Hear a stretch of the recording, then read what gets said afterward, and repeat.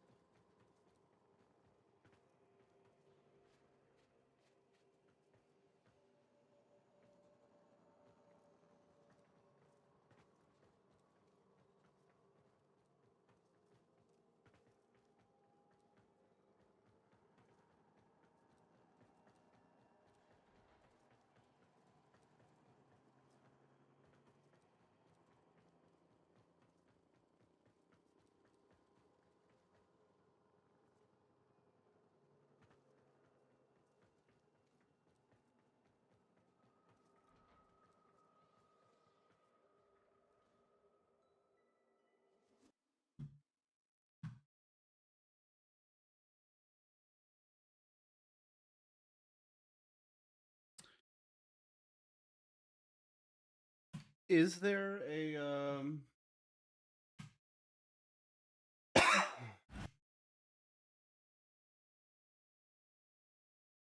is there a thing here? I haven't found anything yet. Granted, I've only been looking about 20-30 minutes.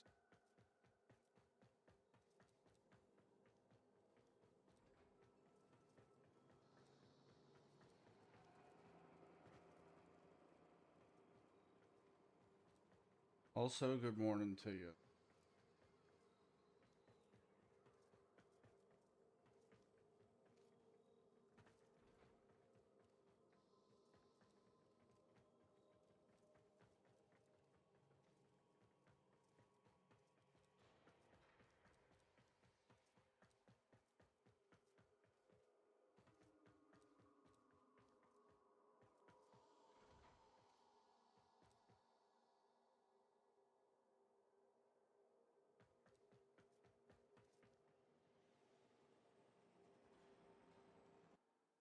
Oh, there's a domestic drone in here? Are you talking about that little... I can grab that?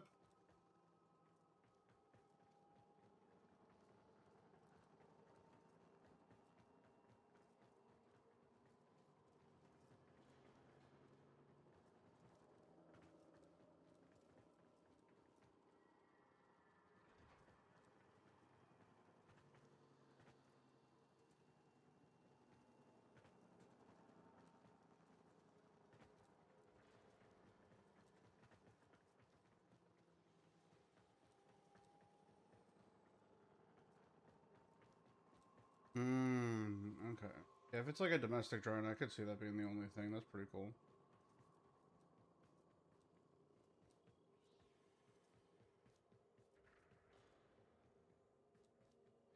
Yeah, I saw it floating around. I didn't think to go over and try to pick it up.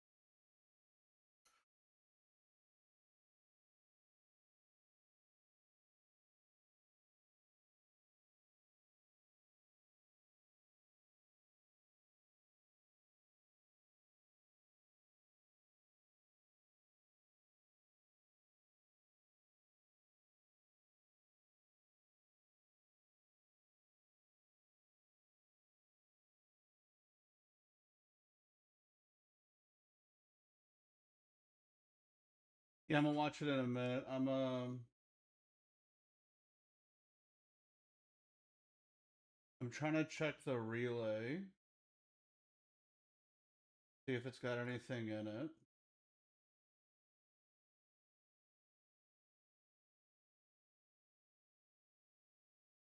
Dark Recon was saying that there's a drone you can grab.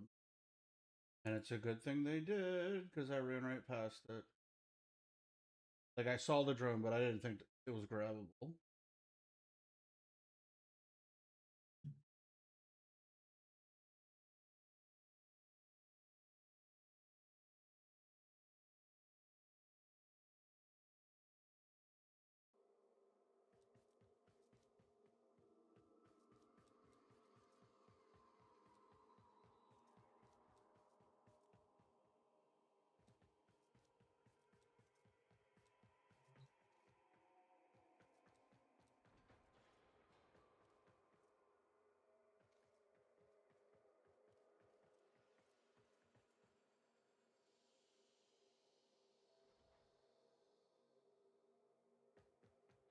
Oh, okay.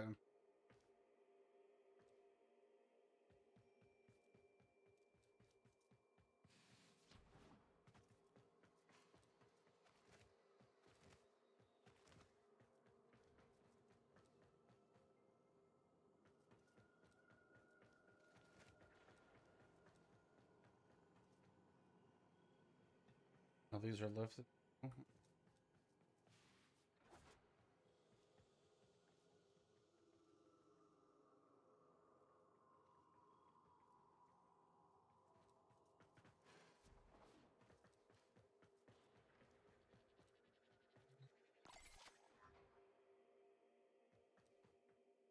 Oh, you can grab the drone.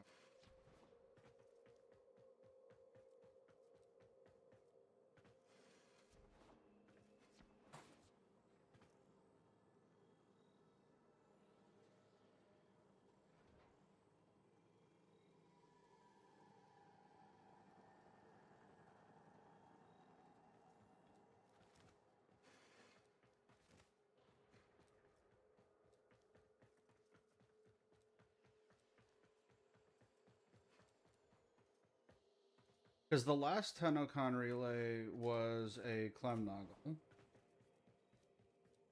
So just a drone makes sense.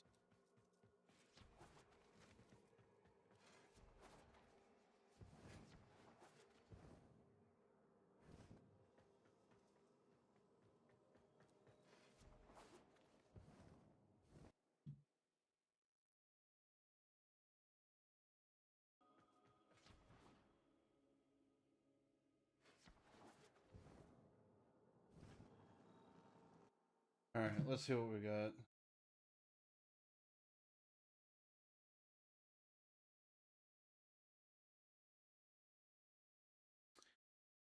I thought it was a Clem. Maybe it's a Grineer Prime.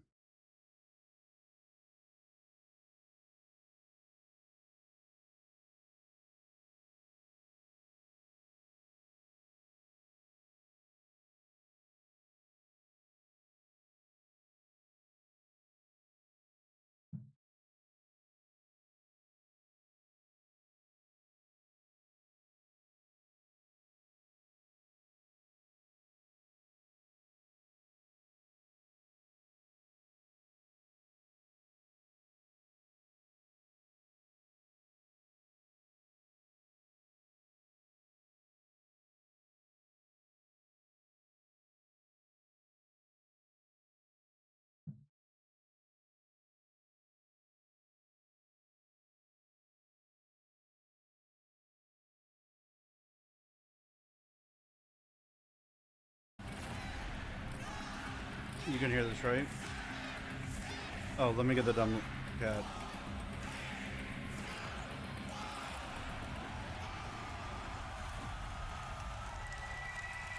President of Digital. Ladies and gentlemen, Tenno and Envoy, welcome to Tenno Live! Oh.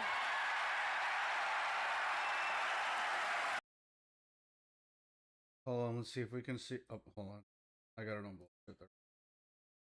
We're paying for premium. Let's see, is the chat in the way?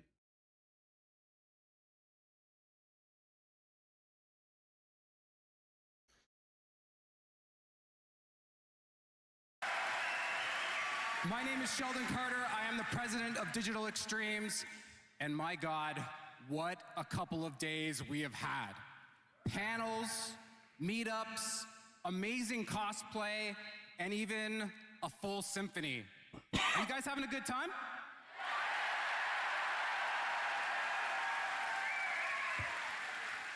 I've had a chance to talk to many of you, and I wanted to say thanks to all of you who have come so far to be with us today, and for the hundreds of thousands of you watching around the world. We want to welcome all of you here to Tennocon. Okay, hold on. All right, it's gone. This community and the connection between Digital Extremes and this community is the reason why this all happens. And so tonight, we are very proud to show you all of our efforts, the blood, sweat, and tears that we have done over the last 1, 2, 3. Happy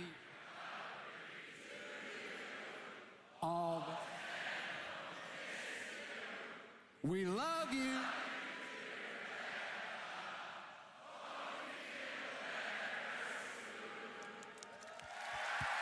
Happy was that Brozine? I think that was Brozine. all Brozine with his fucking cameras. we love you. I wonder if I could find Nev and Sajin.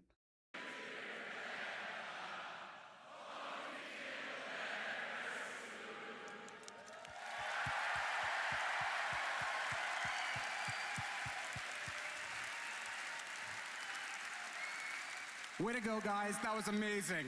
Reb, we're all thinking of you. We hope you get better quickly. Take all the time you need. Tonight, we're going to make you proud.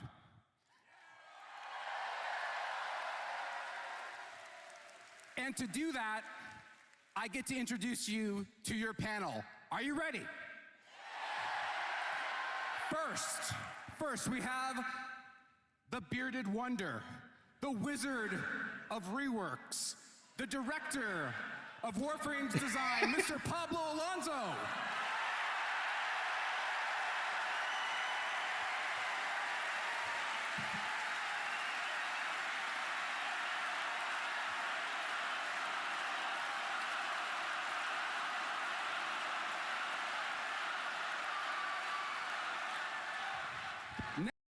I gotta be honest, I kind of fuck with this. I've talked with a couple people that have told me like their initial opinions about the expansion.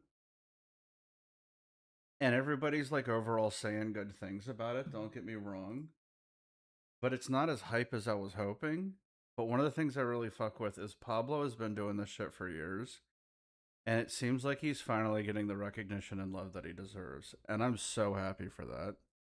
Next, we have DE's tastemaker and story breaker, the creative director of Soulframe, Mr. Jeff Crooks.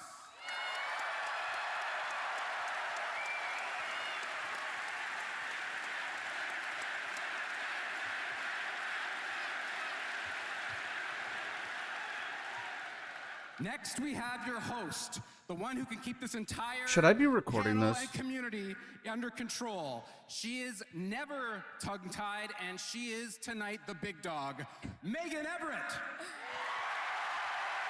I'm gonna skip this. Yeah, you guys. Welcome to 11 reference. Oh. Soulframe. We literally cannot put this event on without you, and we cannot support these charity beneficiaries without you. You met Sistema last night, and all together. Oh, experience that as well for yourself. Yes. On his car going along. I was explaining, he was like, what is this about? And I was like, it's like a gaming commission. And he's like, like GTA 6. And I was like, well. Except we actually release. just like, oh. Megan. Oh, I'm going to hear from the lawyers on that one. I'm joking. Okay. As we said at the beginning of the day, Stephen and I, Soulframe, you guys had your dev stream. You talked about many different exciting things. A couple things. A couple things. You guys are actually going to be up first during That's this right. Tenno Live. Because there's a very amazing and very big Warframe demo reveal today as well. Jam-packed. Jam-packed. Very serious. Yes. With this, well, I mean, the music's always incredible, but this sorts of great things. I did get a request from a player to if you could like do a split where it's like. I got the pin. Salvador, would you hate me if I just fucking skip this? You got the pin as well? Okay, I've got it.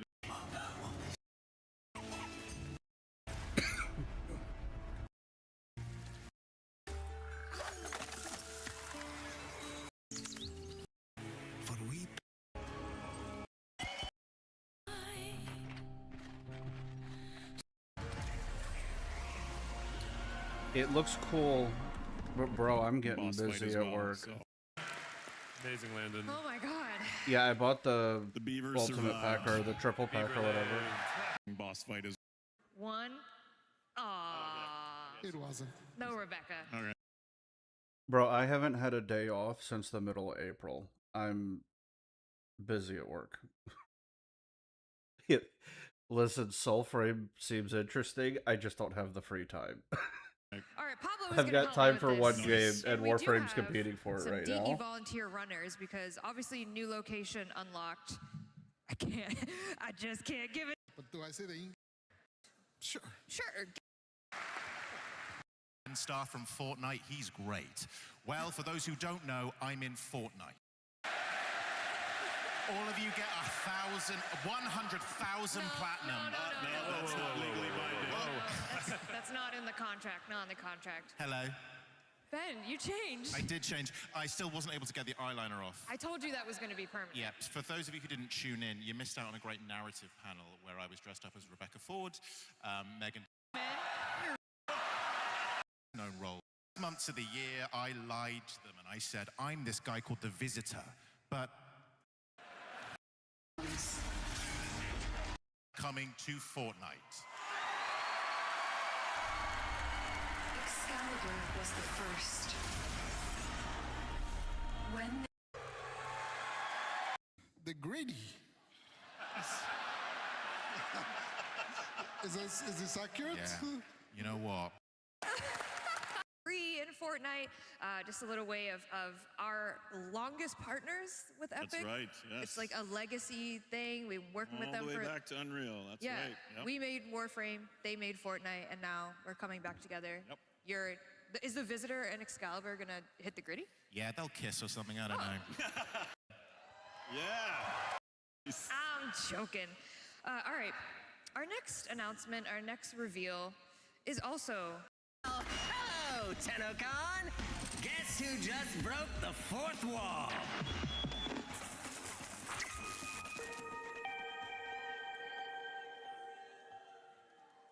Yeah, that's right. For those of you that don't know, Amir has hacked the highwaves. What am I trying to Airwaves. say? Oh, it's got from here? Thank Okay. you. Amir, I'm not tongue-tied at all, like Sheldon said. Amir has hacked the airwaves. He's taken over for Nora Knight, and in August. All right, hold on. Okay, so we trimmed all the way down. Hold on, I kind of want to upload this. Because a billion people are going to ask me my opinions. Ben is our bear. So I play Bayer in Soulframe, and I did that little song at the end where the guy was singing during the fight. You know? Yeah. I hit the griddy when I was singing it, you know? Do you have anything else you want to plug while you're up here? You know what? I think you guys, I don't know if you guys have heard of a game called Warframe. Oh, okay. You should really play it. It's really good. All right, everybody, thank you, Ben. Thank you, Ben. Thank you. Was that a subtle nudge to get off the stage? Oh, anything for a paycheck, that guy. Oh, jeez. I'm joking. All right. Our next announcement, our next reveal, is also better said from someone more high voltage. Well, hello, Tennocon. Guess who just broke the fourth wall? Okay. Yeah, that's right. For those of you that don't know, Amir has hacked the highwaves. What am I trying to say? Airwaves. Airwaves, thank you. I'm not tongue-tied at all, like Sheldon said. Amir has hacked the airwaves. He's taken over for Nora Night, and in August, you're gonna get a themed Nightwave featuring Amir. Yeah, it's been a while since we've done like a custom Nightwave. And when this idea came up, including this part. These are not official skins. I'm Yeah, I guess sorry, so. unless you really want them. Unless you really insist. Oh, no. Oh, I'm cashing checks, I baby. knew that people would want that as soon as they saw this. Oh, my God. But yeah, it's a very fun new twist where the Hex are coming back. Amir is putting together a game for them. That's right. Oh, wait, I skipped something. I'm sorry. Rue, go ahead.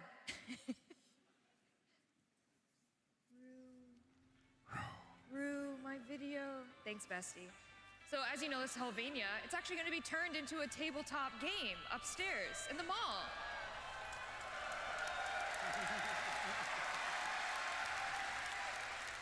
In every tabletop game, you gotta have a master of the games.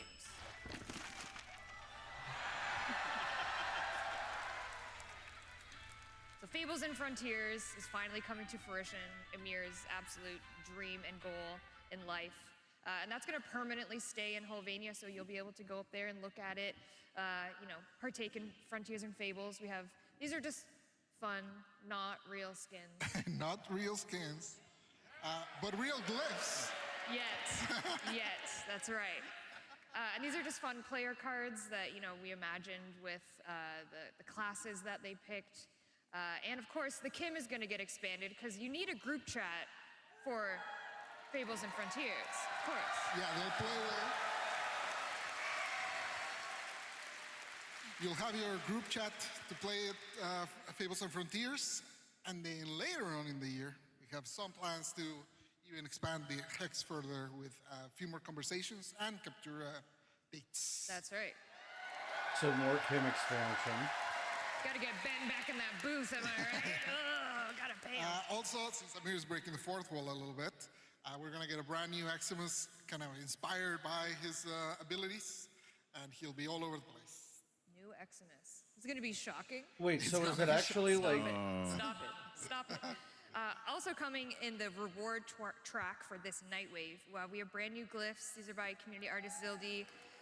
Of the Gorgeous. non-official skins, of course. Gorgeous. Absolutely amazing.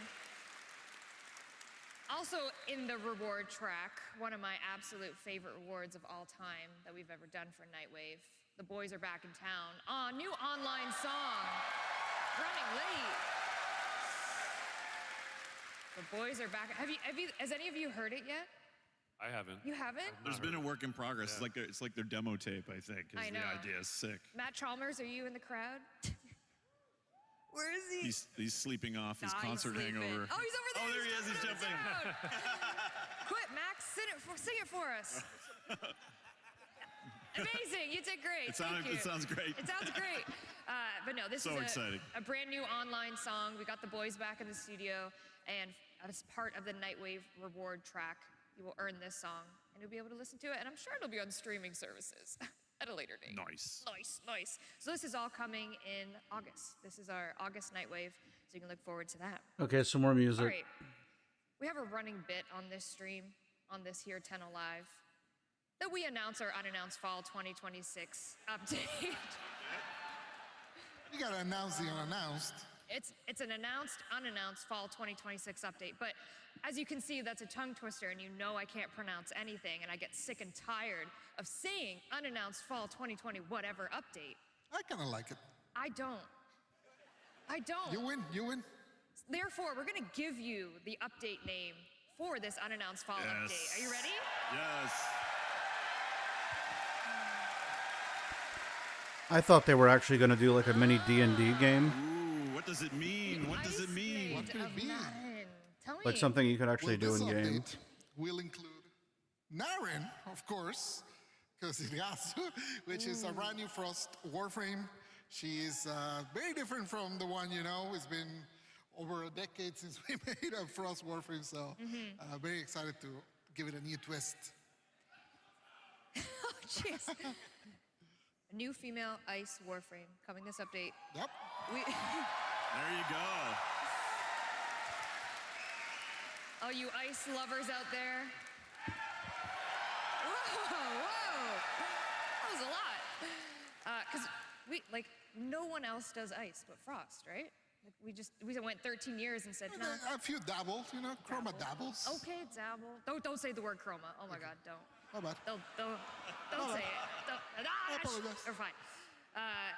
New Warframe come this update. We will tell you all about her and all about this update in our September dev stream, which we're going to get to in a little bit. We'll set the scene for that. What else is coming in this Ice Blade of Naren update but Citrine Prime? Oh yeah, look at that.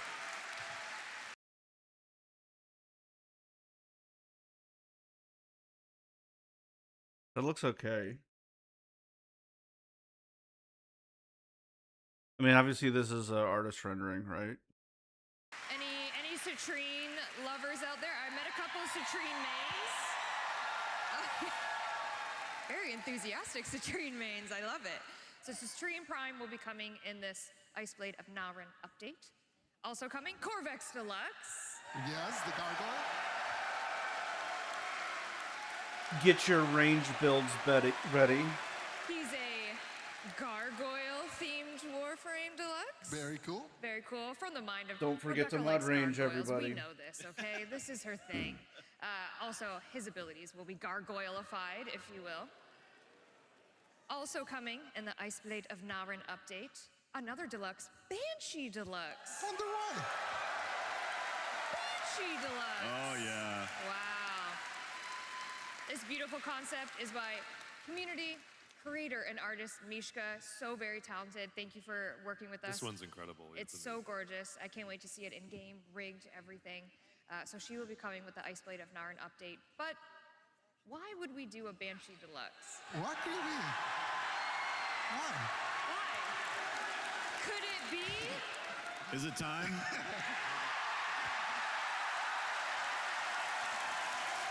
And we're doing a rework. A Banshee rework, ladies and gentlemen. Pablo.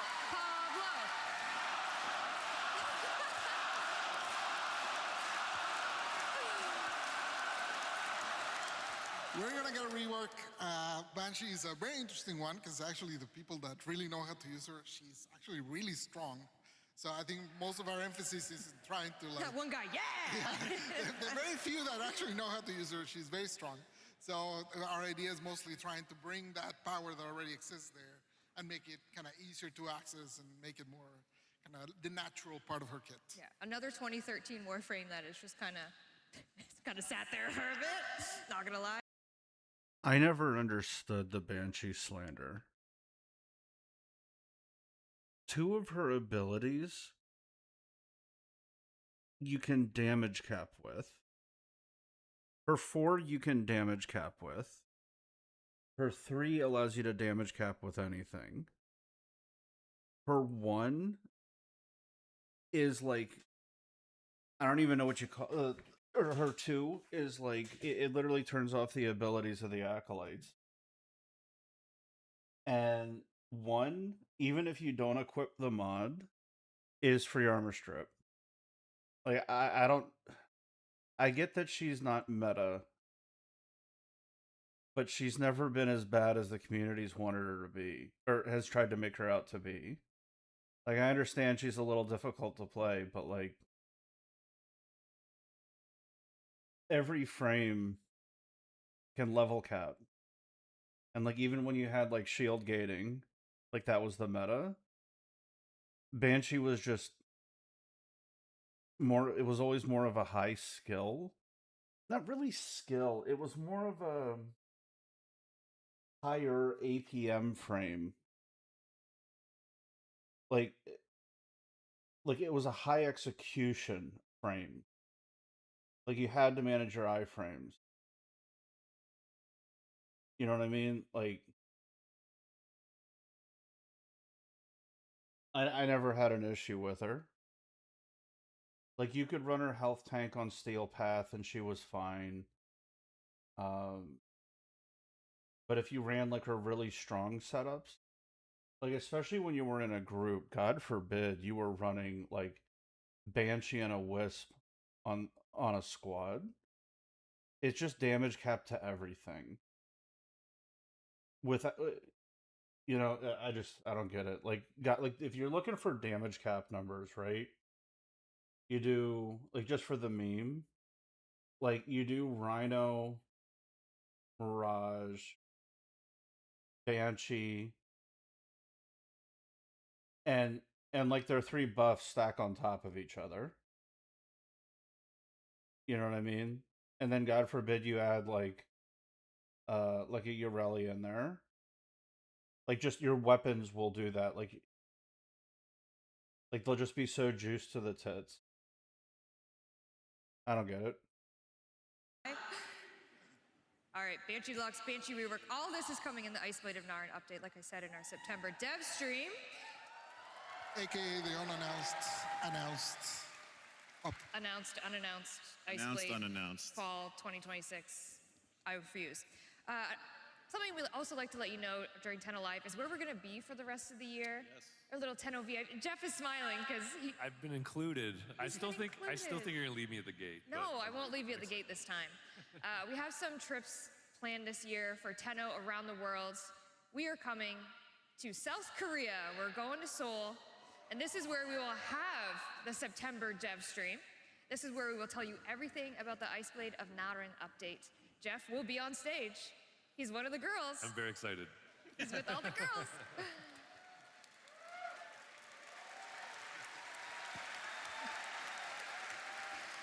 And then we're taking a trip to China, see our Chinese Tenno again, very excited. And then we're gonna go skip to the pond. I don't know, skip, The other London? skip to the cool London. We're coming back to London. Hey. Let's be honest, okay? I know. The big one. They have cool cabs. Hey, HyperX. It's way better over there. We're going to London, UK in October, and then we're going to I almost did an accent. We're going to Glasgow. I will not do an accent. I butchered it the last time I did it. So this I've never been a fan of the you have to help with something. Like, unless there's just for what content I'm doing, I might helmet something on. But I'm not regularly helmeting. Like if I'm doing a level cap and I have like a build that requires an insane amount of energy, okay, I might do Nourish. But I haven't done one in months. Like I've gone full utility. You know what I mean? Like you just don't need survivability anymore because of the arcanes. Like you need utility helmets. Like a grouping ability. Like running Korra's helmet is way better for like CC and like kills per minute. You know what I mean? Like if you aren't or don't have the mods to run the equilibrium hunter trick, then you just go farm them. It's a modding issue as far as I can tell. This is where you'll find us kind of around the world for the later end of the year. But we love dates. Like every frame can't be one shot. Every frame doesn't have energy issues. Every frame doesn't have like a strength number you can't hit. Like, you can mod around this stuff nowadays. For me personally, it's more about making the frames interesting than a power scaling. And if they go with that direction on the Banshee rework, I'd kind of be fine with it. But it's just the issue with Banshee is that she's so single target. Like, you can get off like 1 or 2 casts if you're running like casting speed shards. You can get off like 1 or 2 casts before a teammate nukes the room. You know what I mean? Like, most of the missions nowadays are blow-through operations. There's like even the Sirius and Orion, or Sirius and Orion, or however you pronounce it. I put 18 Omni in it. Like, why is the issue going to be with like, oh, I don't have access to the power? Like, people complained about it, and it's like, okay, it's a generalist frame. All of the nuking power is on the 4. And I think that's why people didn't like it, is that there wasn't like self-boosting, like multiplicative damage in the kit. Wouldn't I become Omni-Man? Maybe.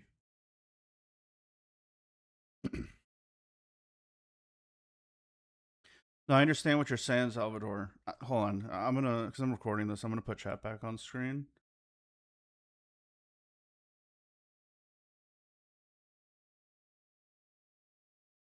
Yeah, but that's a play style, Salvador.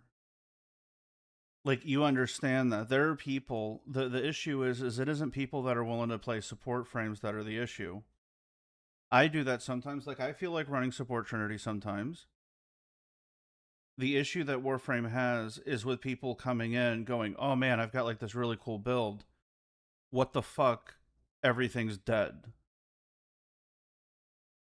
You know what I mean? Like, there's no way to section off the capabilities that somebody has or the power somebody has because it's on the mods.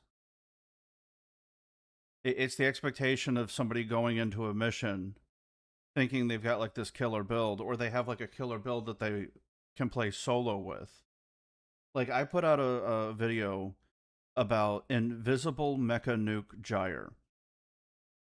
200 something kills per mission. Super easy. I was messing around with ability only setups. Not an issue when playing by yourself. But if I take that setup and run it with a squad, I'm not going to be able to trigger invisibility because everything's going to be fucking dead. And I'll lose the damage increase. Now, obviously, you just change the build.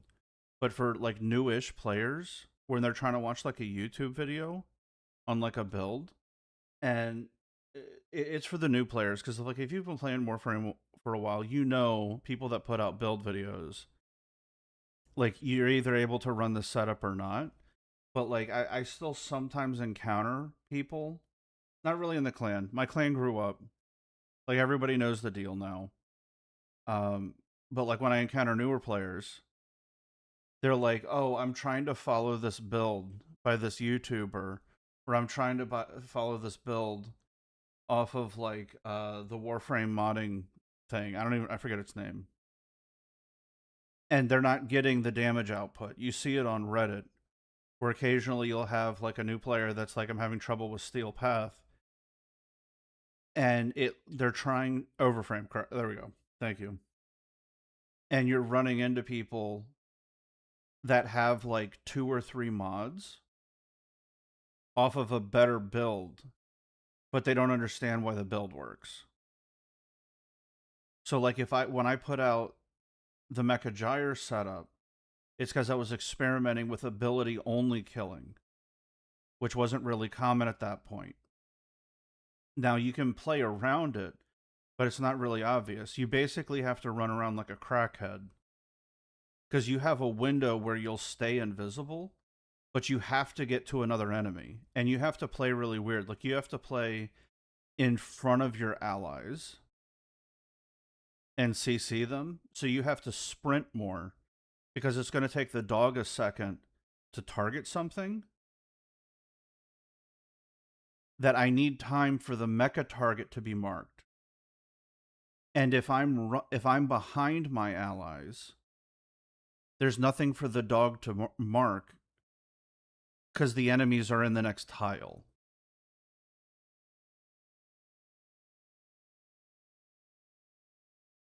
So it's just it's expectations at this point. Like, older players know this, but it's the expectations. When somebody, like, you're talking about Sight. Sight's an awesome fucking frame, but there are certain missions where he does better. You know what I mean? Like, could you imagine Cyto9 during something like crap, what was that event? Orphix Venom? Bro, you wouldn't even have to leave a spot in order to kill the dropships. Like, that was the meme for Orphix Venom, is the ship would drop in, and one guy was running, shit, what was it, like a Zenistar Banshee? Or like a Zenistar Rhino.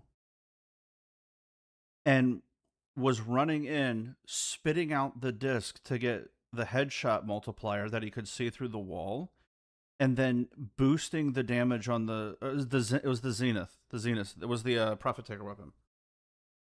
Was shooting the Orphix thing with a frame buff because it has infinite punch through. No, the Zenith, not the Zenistar. Shooting out the radar disc to get the headshot marker. And he had memorized where the dropship was, and it had a headshot bonus that was marked. And he was blasting the fucking thing from across the map, and he was speed running the fucking event. That was the meme.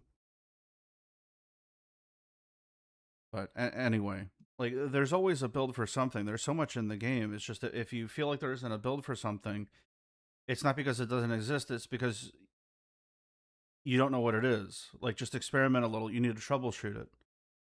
But like, ever since like the arcane that maxes your damage at 500, or like what you're saying, HyperX, just make the build. I mean, that's kind of what I do. Get it to the point where I can survive, and I can just deal the damage that I need to for whatever the event is. I remember pretty fondly when the Zeraman came out. It was me, Mango, a clanmate named Cody, and man, who else was it? Was it Baker? I don't think it was Baker. We had a fourth, and we were trying to do a level cap on Cascade, and it was like the second day of the Cascade, and we didn't want to use cheese shit like a Zaku or a Revenant. So we were trying to do it, and we ended up doing, like, what was it? It was a Loki. Mango was using Loki. Me and Cody were doing the Wisp mag combo to get damage up, and he was running range, and I was running full strength. So he'd bubble everything, and we could damage cap together in like a quarter of a second. So as soon as he cast his bubble, I would cast my sparks, and he could instantly pop it and clear the tile. So you know how you can speed up the things by killing stuff while you're standing on it? That's what we were trying to do. So he'd cast something. I was running decent range. But bro, we were hemorrhaging pizzas to do it. Like, we were both out. We used all 200. Both of us did. But it was the brute force method that we had. But it was also with the old Overguard. Mag Mega Fart build. Okay. I didn't call it that. But we were just trying to come up with combos to where we can pop stuff. So we were running, like, gas electric weapons, trying to get the dots and the instances of damage. Crispy, I haven't gotten the new weapon. I was at work when this shit was going on. I'm watching it now for the first time. We love to give people a heads up as to where we I've are. been working since What if we April. gave them the date I haven't of had a day off. Tennocon next next year. Oh no. Oh man. Too scary. Should we give it the date for next year? Yeah? July 6th next year. An attitude to do.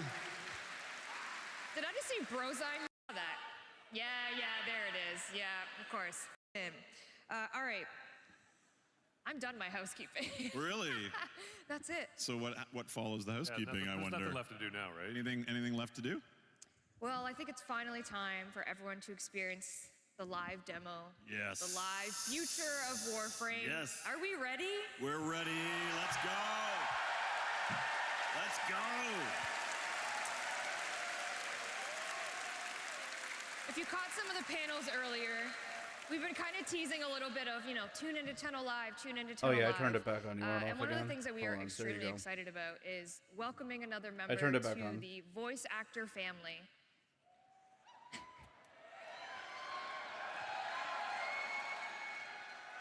And I'm excited to confirm that Matt Mercer is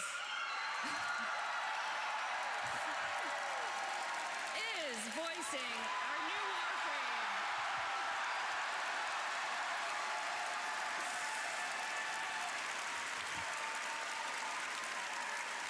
No, I just had it on when I was talking to you guys. Should we give the name? Briscoe. Briscoe. Briscoe. This is Briscoe, our detective-themed Warframe. Bro, I gotta be honest. Interesting. I don't know who I Matt love Mercer the is. title. Am I supposed to know who He's a this very is? dapper guy. But of course, Warframes don't talk. But that's not a proto-frame. Very mysterious. Very How's this going to How's work? that gonna work? Yeah, I don't know. Well, I you're don't know about to who Matt find out Mercer Show is. us the demo. in our live demo.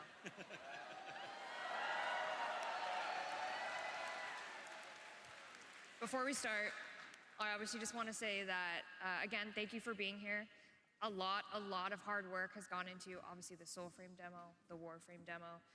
DE, in general, has just been working really hard to make this for you. This is for you, for our community, for our Tenno, for our envoys. But of course, Matt missing, Mercer is not part of events a out popular there, but we're tabletop missing, YouTube streaming channel. obviously, Got Rebecca it. Ford. Content creator. And Who worked her ass off before Sorry. this demo. Yeah, worked right up to the last day before she went in. So, and she's watching now on Twitch. Yeah, so she's with you, Megan. She's with you. FJ0, like Gambler, But had some she's cool with you stuff. too. Yep. This is part of the reason why I wanted to watch this. Somebody was like, "Oh, it's a gambling frame." Like, so we're okay. gonna do this for you. We're gonna Am do I this for obligated to Space make a Mom. video about this? Any words before I head over there? You're gonna kill it, Megan. Oh, thank you. You got this, Yep, Megan. you got Thank you. this. All right. Space Mom did actually prepare a few words, pre-recorded words for you. So we're gonna play that now, and then we're just gonna get Love right it. into it. You ready? Yes. We're ready. All right. Very ready. Let's go. It is July 9th, and we just finished our final presentation before Tennocon. We did. Megan did it live, and since I'm not there tonight, I wanted to cue up the Tennocon demo with some prepared words. Hello, everyone. It is July 9th. I just said that. We just finished our last rehearsal. I just said that too. Oh, he's the Hello, voice of my name is Leon. Rebecca Oh, okay. Ford, and I am part of the Warframe team. The team at Digital Extremes has worked harder than ever for this, and I am sad to not be there in the room with you. It is very hard to be kept away from this day for Warframe. What you are about to see is a mix of a few things. I will shut up soon so you can watch Megan play the demo live. But to set the scene, you are going to see specific moments from where the Warframe story is going, including a live moment that shows what's happening at home in the relay. So if you aren't there at Tennocon, like me, hop on game, get in the relay. And if you're in the audience, don't worry, because it'll be waiting for you when you get home. Please enjoy seeing the future of Warframe, and let's all say good luck, Megan, to doing it live. Thanks. I wish I was there so much. So maybe I'm watching, I don't know. Bye. Bye.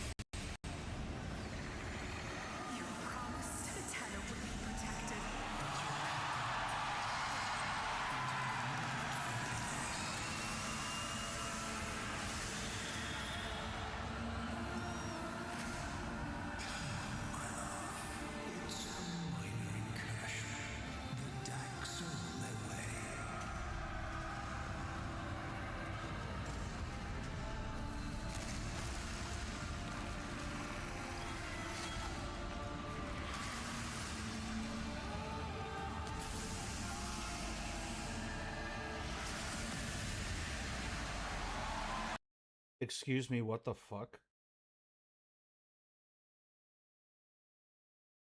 Hold on.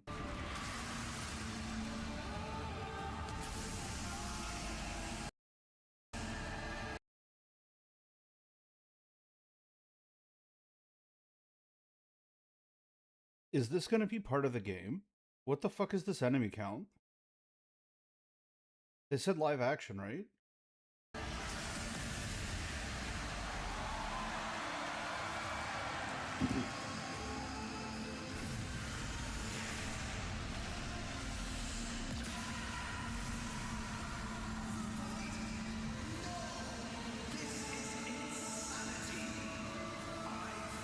Bro, dude, if they got past the enemy count, what do you mean what enemy count? Hold on. I'll back up.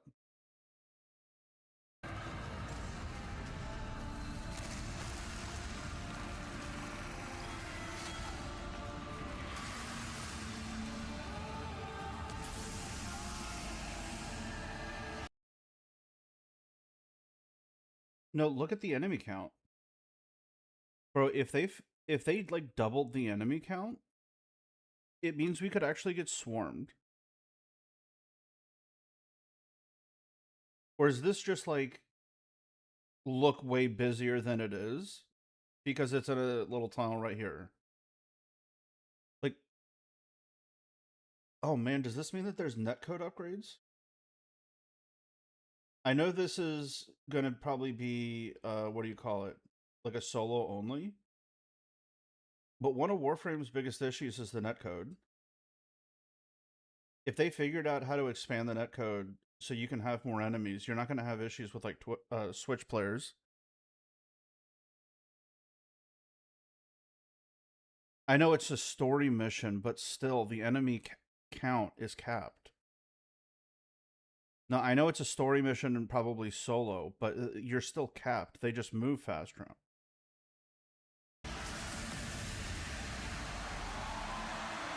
They said that this is live action.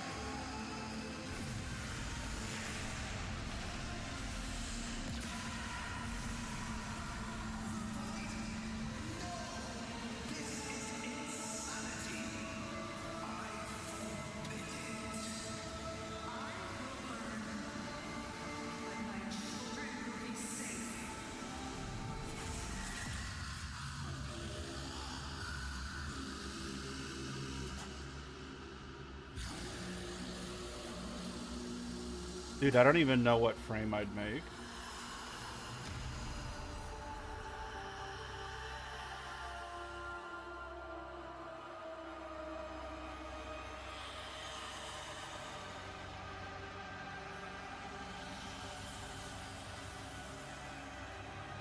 Yeah, I'm dual streaming on YouTube and Twitch.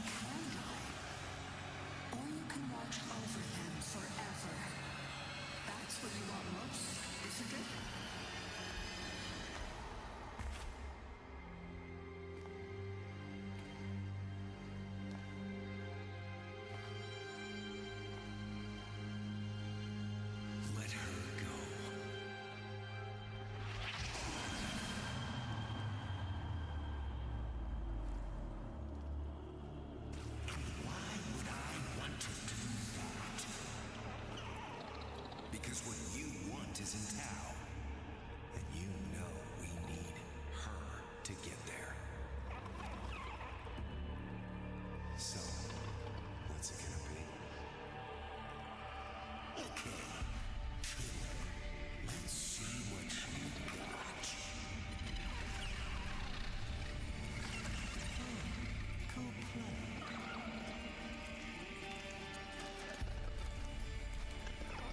So it's a baby Lotus.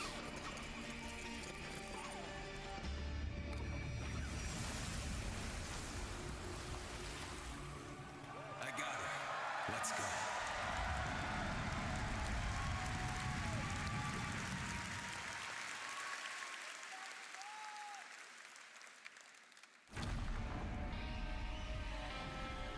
Red is to clean the world.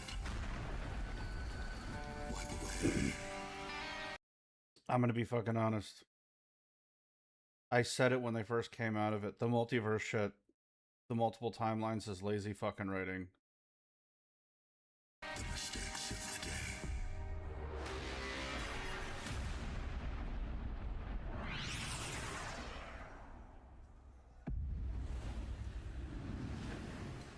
If you're at home right now in the relay, we're all about to experience the same thing.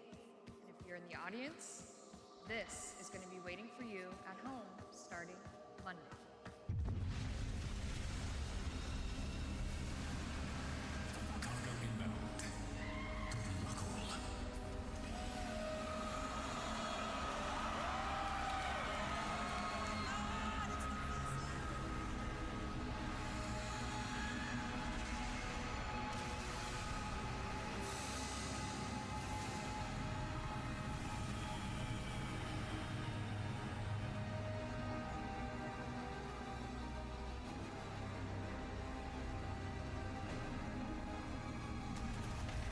Alright, so we're getting Eunuch Prime.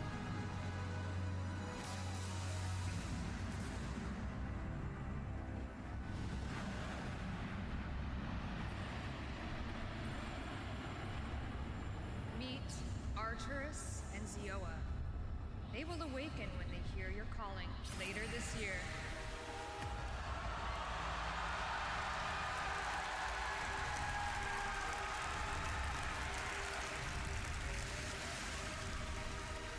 Navigation updated.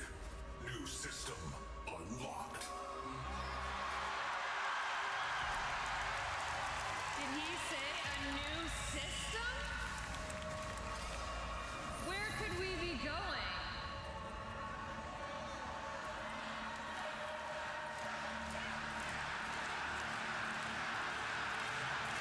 Should we go?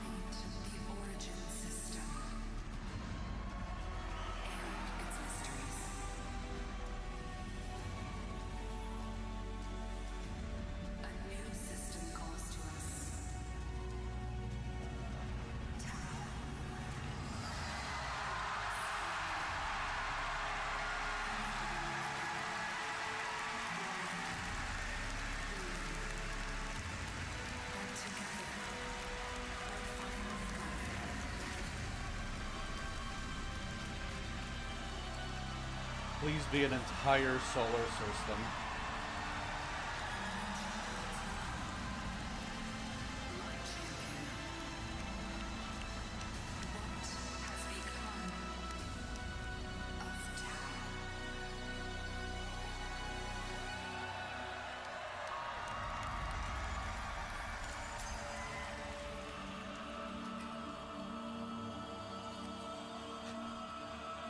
Only question is if you can get there with your MR0 account, maybe Crispy.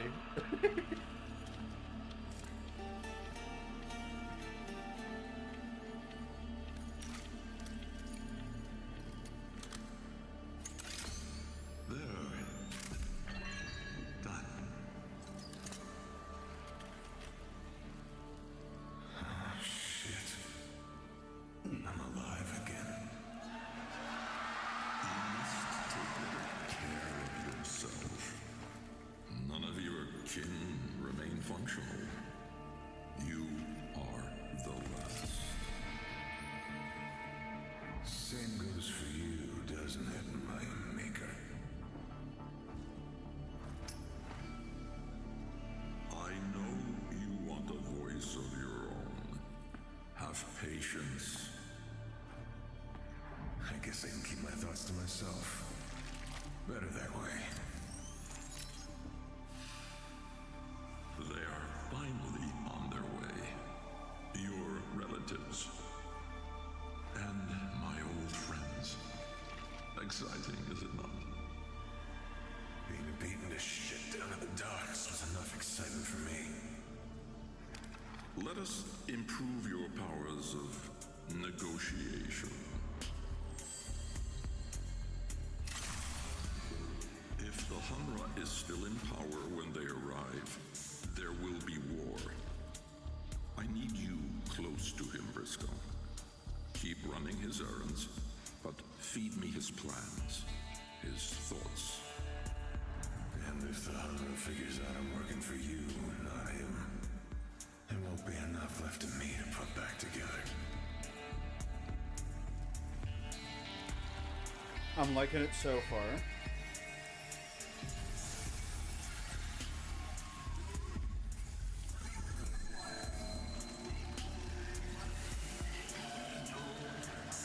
So this is Briscoe, our new detective-themed warframe. Not a proto-frame, but a chimera frame.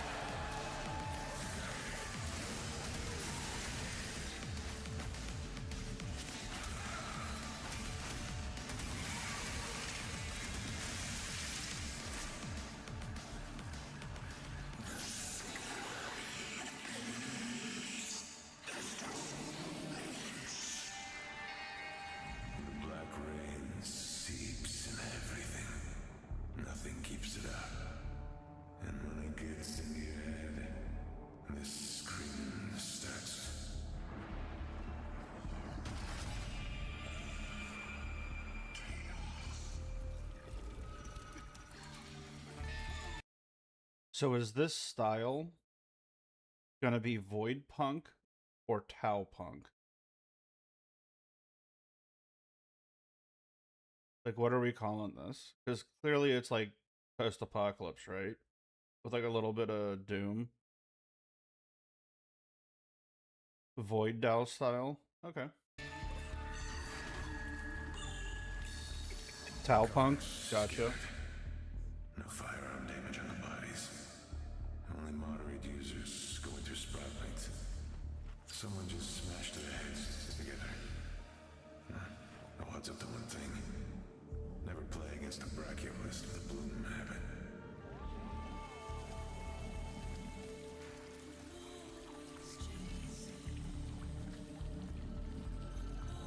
Bloom is treating him alive. He doesn't care.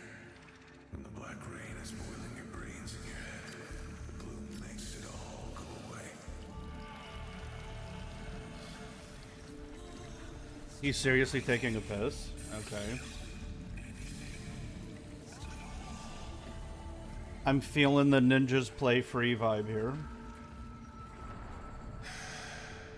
All dreaming are dead until the rains come.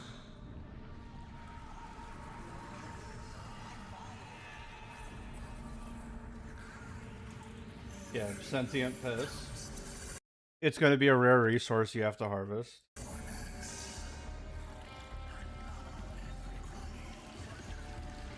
ones who struck out for the old system can never have kids again. The ones who stayed and got hooked on the bloom ended up with these poor kids. That's kind of sad.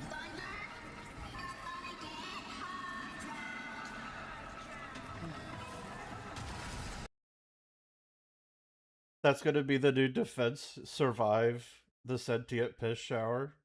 Bro, imagine if that's like, you know how they have like for disruption missions? Like enemy boosts? It's going to be like a sentient golden shower is going to be one of the debuffs.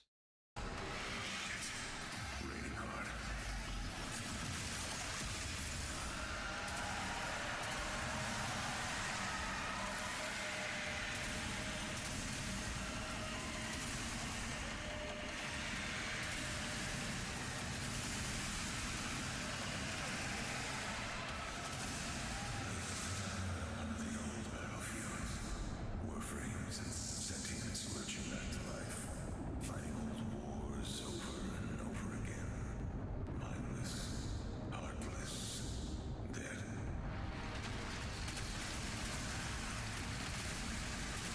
Well, I don't know if I'm gonna beat it with my eyes closed, but I'll be able to stay alive with my eyes closed.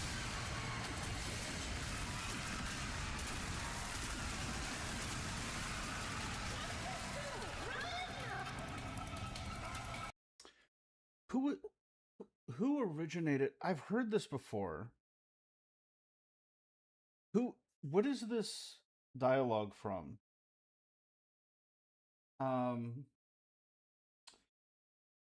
Shit, it was the black and white movie with Bruce Willis. Oh man, I'm having a brain fart. It was black and white, but like they would use splashes of color in it for like blood, and then there was like the yellow guy that got killed, and he was like yellow.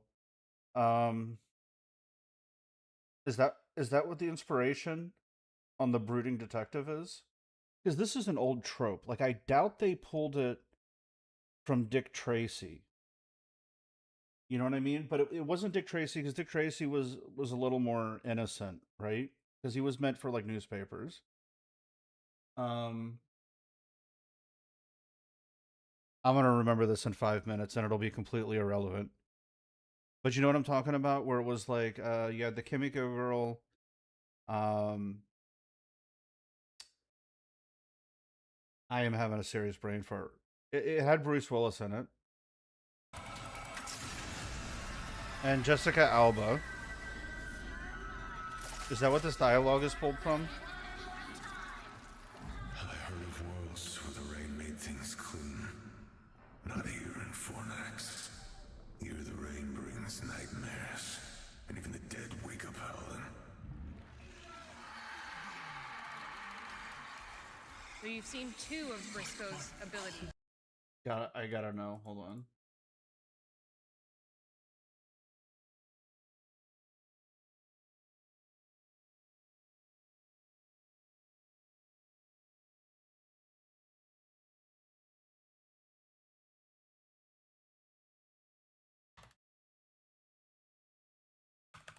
I gotta know.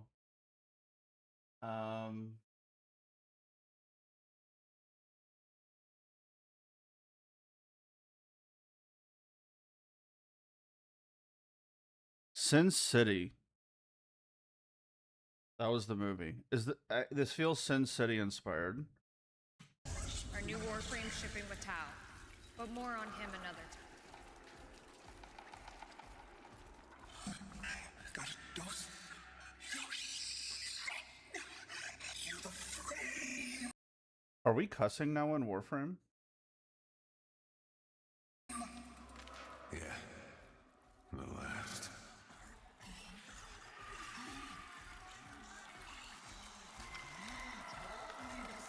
I guess they're finally embracing 18 plus, like a mature rated game. I'm down for that. If they're actually trying to get away from the, it always seemed like the game was mature rated, but they were tracing the teen demographic. If they go 18, that's be pretty good. I'd appreciate that. I'm not looking for a kiddie game.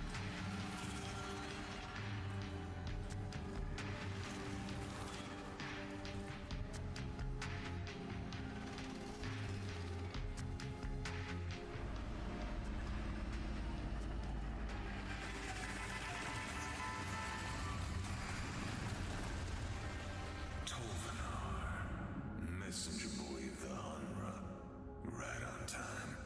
And his driver, my best buddy, Rasmus. You're looking well, Briscoe. Real well. I told Oldenhar you were beaten up real bad, but I guess you made a liar out of me. As you suspected, Jelvin and Zoff have the missing shipment. Your assignment has been upgraded to termination. The twins. Dock supervisors. Also small-time blue smugglers. I shall await you at the docks. Give my love to the twins, Briscoe.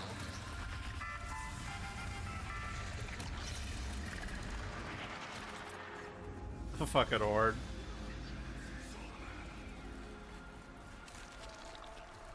Come on, cookie soul. Going somewhere, Briscoe?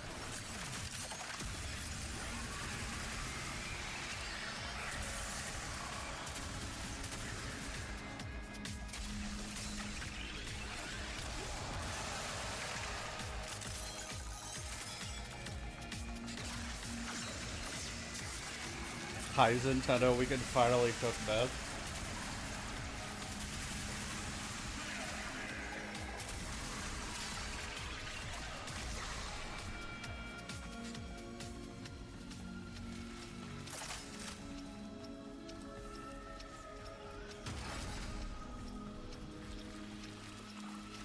The twins gotta have a brain each.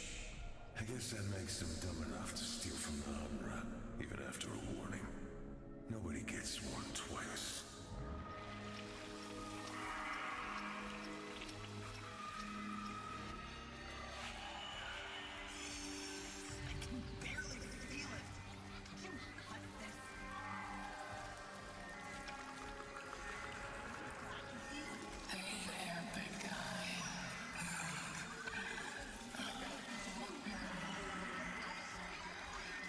Hey, we got hookers now, bro.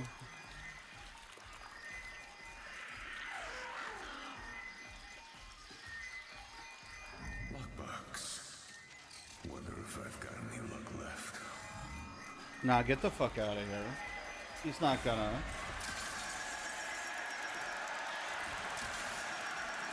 Hey guys, they put me in Warframe.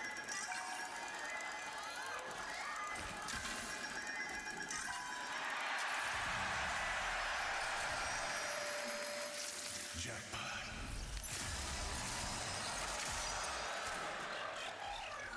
Watch it take actual plat. 10 cent approved gambling. 10 plat a spin.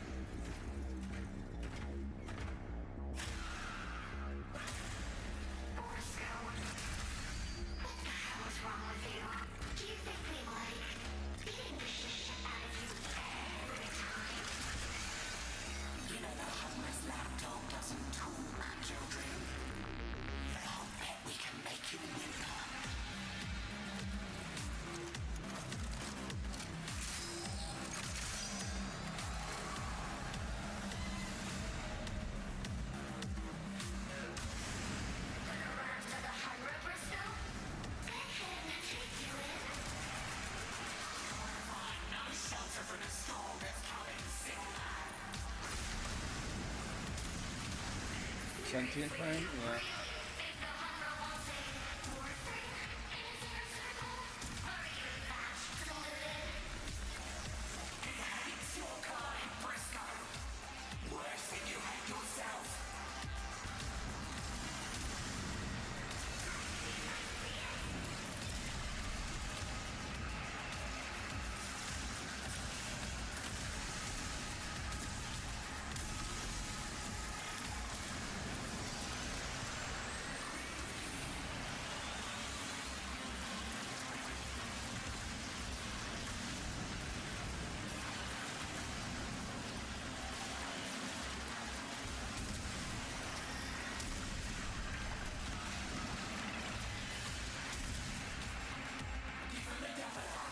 Warframe now with mechanics.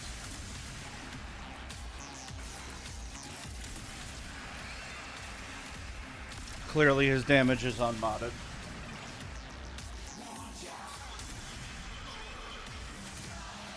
I don't think it's the default thing. We're not seeing damage numbers or statuses.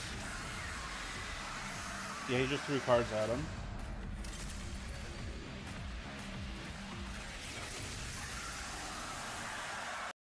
If I see anywhere in this thing where he says life's a risk, take a gamble, I'm emailing DE immediately.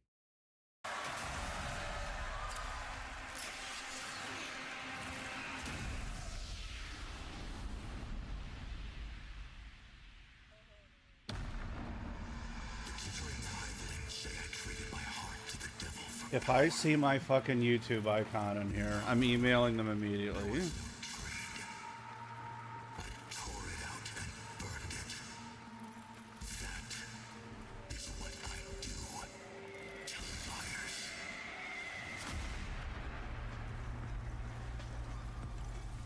My employer wishes to convey his satisfaction in person. Attend the nest promptly.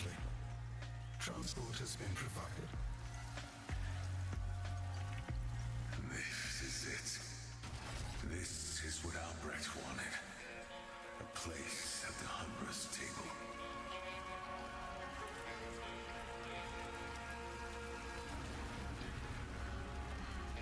He doesn't have aura if it's stolen. You have to make your own aura. Or if that's what Gen Z calls standing around doing nothing and looking cool.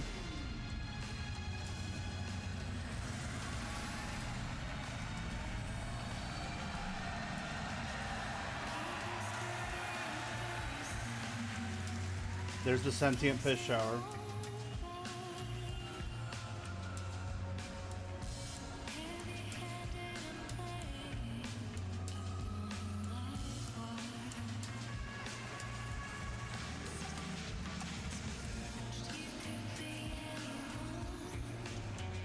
Acquire aura always.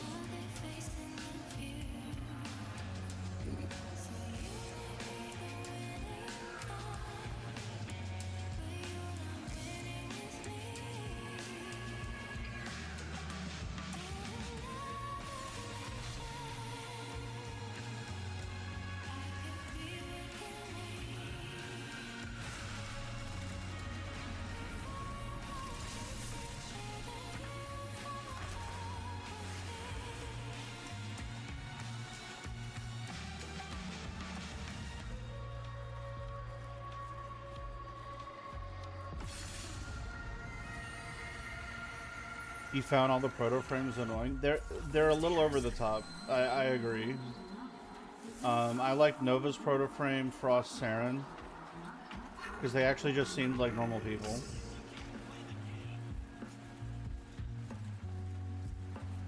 You also couldn't date any of them. I tried doing Nyx. Oh my god, get the fuck out of here with that. Every New Year's in 1999, I've been celebrating with my cat.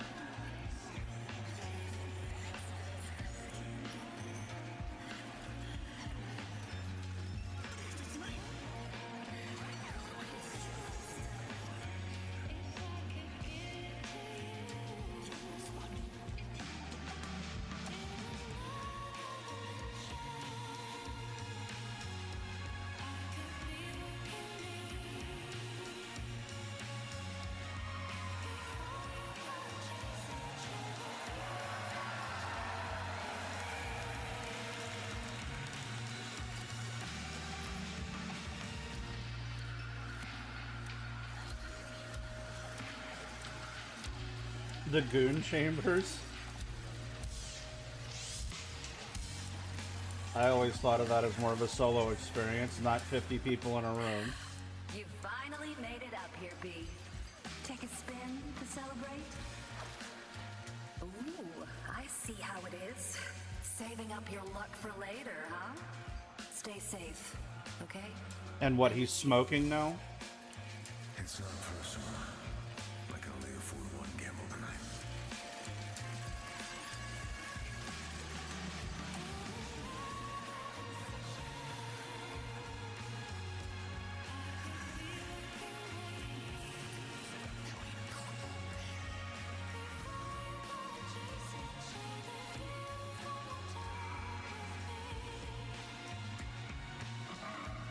I really like the bar vibe, I'm not gonna lie.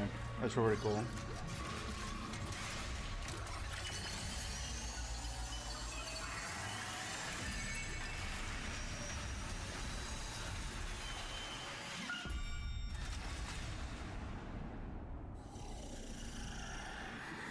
Is that how you remember it? Let me feel the sunlight. Adis. It's literally the indifference. Okay. Tenno? My light. You're taking it all. Your light.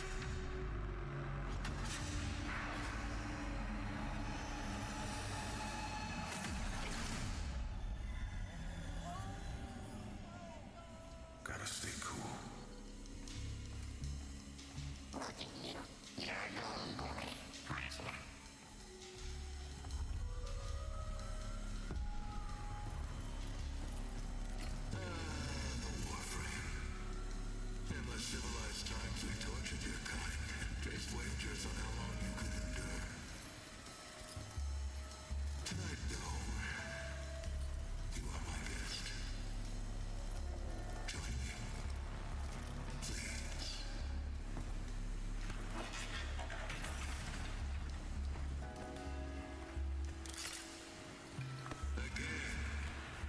Bruh.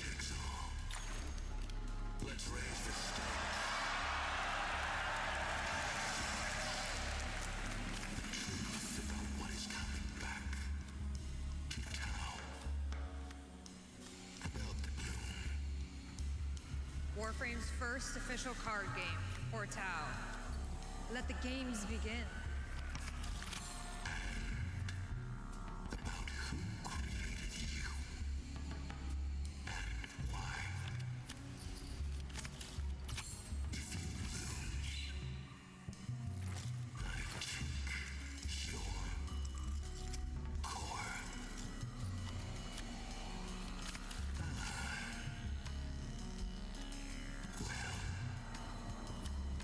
If he has an 8, he wins.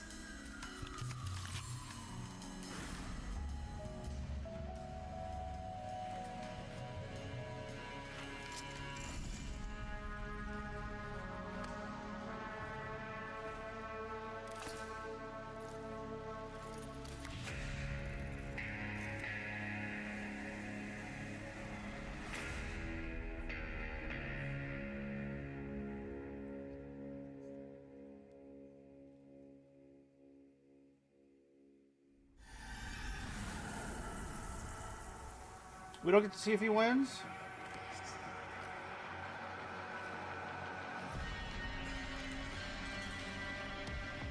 For story purpose, I hope he lost. I'm broke again.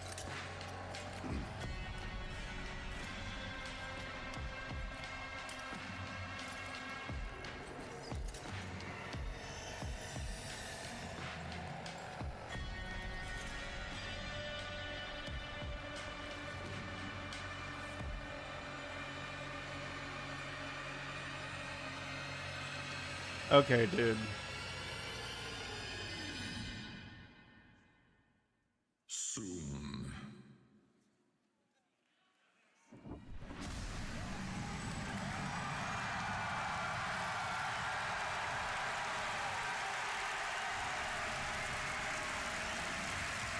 It's the lost finger.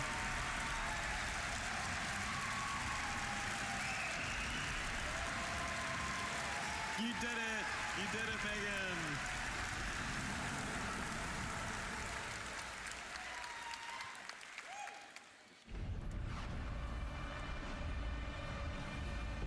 At least show us the star chart. I swear to fucking God, if this is... I swear to God, if this is like 4 missions and 2 syndicates, like everything else, I'm gonna lose my shit. I'll probably stop playing Warframe. You can't show this and then have it be like a basic bitch update. Tau should be fucking massive. How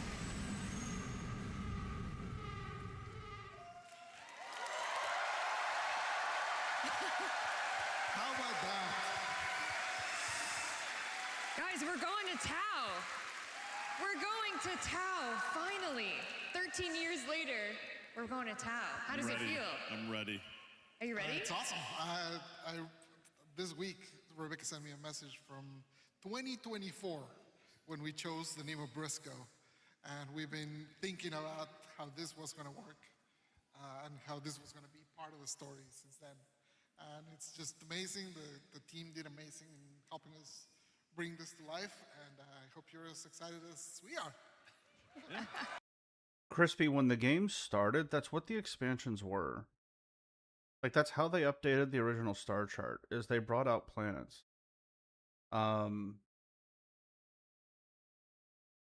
Like, when they expanded Warframe at the start, they were adding planets. It'll just be the same thing.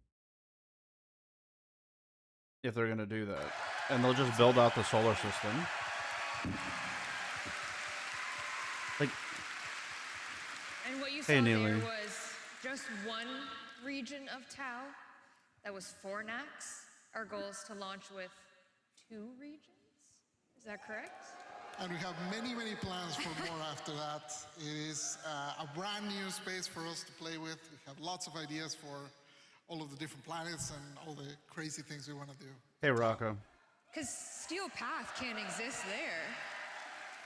You know that, okay. Maybe something called Tau Path? Perhaps. I don't know what the name. Maybe. Yeah, our goals are new missions with some twists on them. Like this is a whole new solar system. Tau is its entire new system. Yeah, this particular Fortnax is structured in a very different way we've never done before. Has tons of different new mission types, and then there's a second part that we'll save for later that also has a lot of surprises. Lots of surprises. All right, guys. Give it up for Megan, who rocked that demo on her own. Yeah! Holy!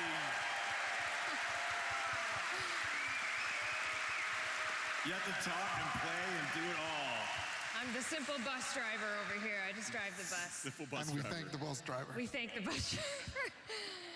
All right, that's it for us. We're finally going to Tau 2026. Any parting words for our Tennocon envoys? Just always, just unending gratitude for this. We're so grateful. We don't take it for granted. The whole team at DE, this lifts them up for the whole year. So you guys just give us so much energy, and we really appreciate it. We can't do it without you, so thank you. Thank you for making this possible. To all of you.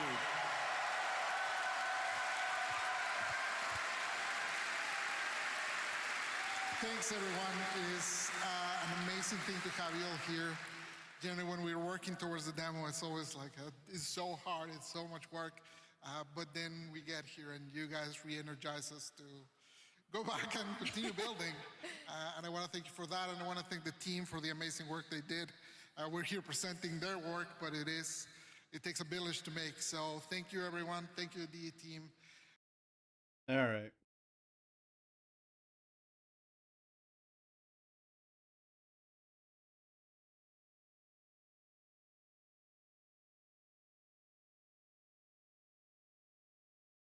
Good shit, Tennocon.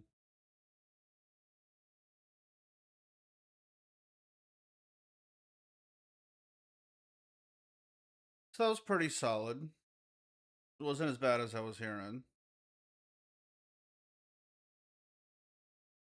Actually, let me see if I can just upload that straight away.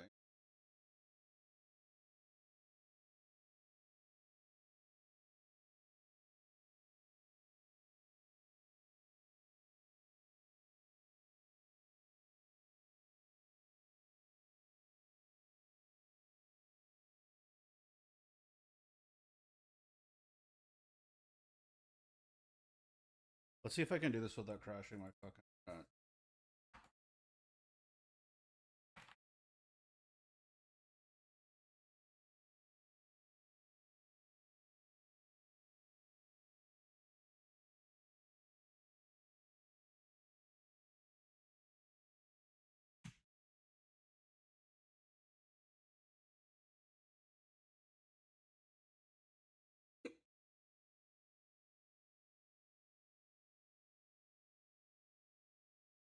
Oh my god, it's 40% uploaded. What the fuck? Oh wait, I have gigabit internet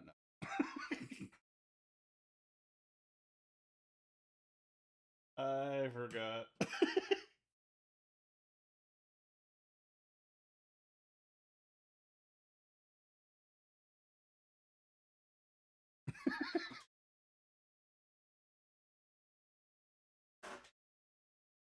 No, it's pretty good.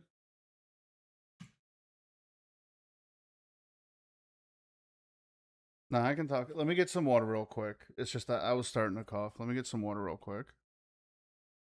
1 second. 2 seconds.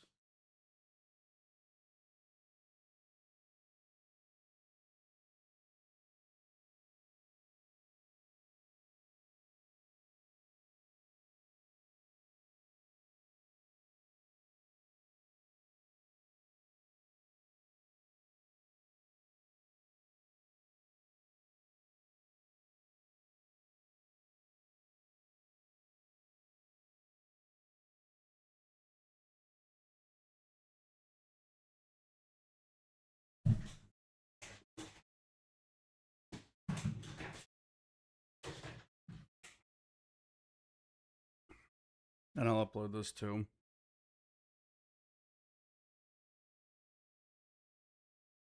Sure, get some water while you formulate your head why I'm most excited about the Kim expansion. Bruh. I am not somebody that's excited about the Kim system. I never really cared. So overall impressions. Oh, I got you. Want me to redeem to hydrate? Got you. H2O, bro. So the fact is that because it's Tau, I think it would be unfair to say that they had a chance of hyping it accordingly. Because Tau is such a big deal in the lore. I think that's a hell of a first 2 planets. Don't get me wrong. I think that's a hell of a first 2 planets. And I think it's completely fair. Oh, let me turn chat back on.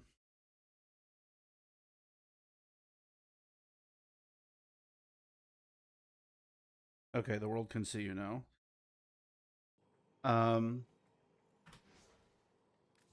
So I think it's going to be a hell of a first 2 planets. And if they're doing Tau, I'm going to be honest. If they want to start swapping stuff up in Tau and really change how the game is played, I am completely down for it. It is appropriate. Oh, also our clan is llamas with swords. It's visible. I can see it. It's just it doesn't load until you type because I turned it off. It doesn't load up the old chat. I am completely okay if they want to do radical changes in Tau. Do not get me wrong. I understand it's a different system. It's appropriate to make wild changes, especially if they're separate. Some of the changes that they were making with like the newer content seemed out of place, but it's not going to be out of place in Tau because it's a different system, right? There's obviously some huge implications for everything in terms of like lore side, right? Like this, like Tau, for those that don't know, is like the system the Orokin were trying to run to, right? Because the system that we're in is kind of like all farmed out. They ran a level cap with Baker and Mango, and now there's nothing else to farm here. Oh, by the way, Baker did 145 hours, so that's the new survival record as far as I know.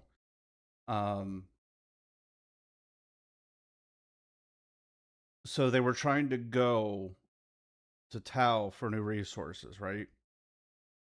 Because we're in the leftovers. And the sentients were sent because they could endure, and essentially like it's a slave class, to prepare everything for the Orokin to show up. Well, the Orokin have taken a really fucking long time. And the Orokin themselves might never show up, lore-wise. I'm trying not to spoil this insanely. But there are reasons. We've been playing the game for how many years now. The Orokin are kind of a dead master race. All in, like, there's some survivors, right? Like, even, like, Ortis has insane lore. Like, I don't know if you guys ever, like, looked into that. Like, Ortis was a fucking badass back in the day. He was an Archimedean. And we've met, what, 2? Because you have Archimedean Yanta. Those are super high-ranking officials, by the way. And now she's, like, a survivor. Ortis is just a clanker? No, he isn't. I mean, he is kind of now. But, like, you know how Ortis has, like, the 2 voices, right? The old one, like, that's who Ortis was. Like, Ortis was a fucking beast, bro. So if we start to see that, like, this is going to be the first time in this timeline, if it stays in this timeline, where we actually get to deal with what would you call it? Undebuffed sentience. Like, you saw the kids, right? They could go all in on how strong these fucking guys are. Where it's like pure sentience. Because the trip makes them slightly weaker, but also makes them unable to reproduce. So they're constantly having to invade, and they get weaker. These guys could get pretty crazy. But it's also sentient society we've never seen. So there is a ton of shit that they, in which direction that they could go. It does appear to seem that they went Sin City vibes heavy in terms of the language that they're using for the new frame. And I've never had an issue, and I think I even said it before, like they could take inspiration for like characters. They don't all have to be Warframes. I never thought that they should all be Warframes. Like, you could have like a defensive robot or something, right? Like a Johnny Five style thing. They don't all need a prime. Like, you could use Umbra. You could use like a Grenier version and have it like their Wraith version or something. You know, you could have a Corpus character, and then you have like the Tenant version. You know, like, I've always been down for this. So if they're finally going to give us something that's just like, they went hybrid, right? Like, or what they call it, where it was like a combo. It's a good direction, but if they decide to give us something that's just straight up not a Warframe, I'm 100% down for that. That being said, like, one of the things that I noticed during the video is, it, now that I think about it, based on like where the parts were, is they might have just shoved all of the enemy spawns into one area. But let me tell you, if they decide to like, okay, limit the amount of enemy spawns when you're playing on teams, but if you're playing solo, it's just whatever your fucking computer can handle. Bro, I'm telling you right now, fuck a clan. If I can get 2 to 3, like, I've been capping my computer at like 20% for 14 years. If they're saying you can get 200 to 300 enemy spawns in solo, I'm unlimiting this thing. It's basically going to be a different game. I'd 100% be down for that. But that's me bullshitting. But they showed an incredible amount of enemy density, which isn't really normal. Normally you have to use like a grouping mechanism, like a Vauban 4.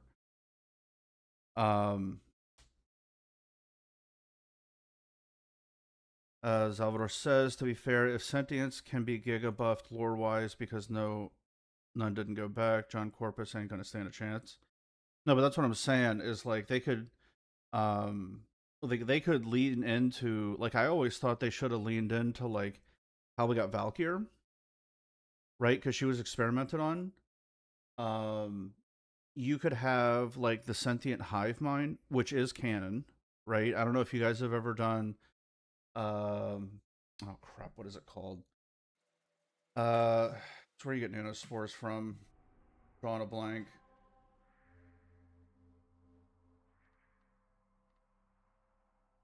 Not hive.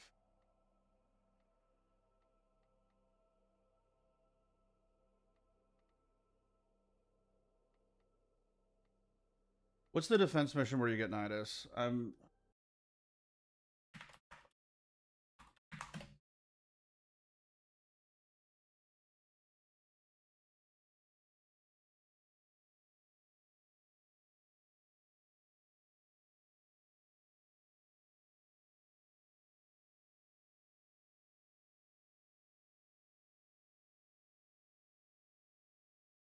It's been so long since I've farmed up. Oh, thanks. I can get them from the circuit. That's tremendous. Thank you, Warframe. Infested salvage.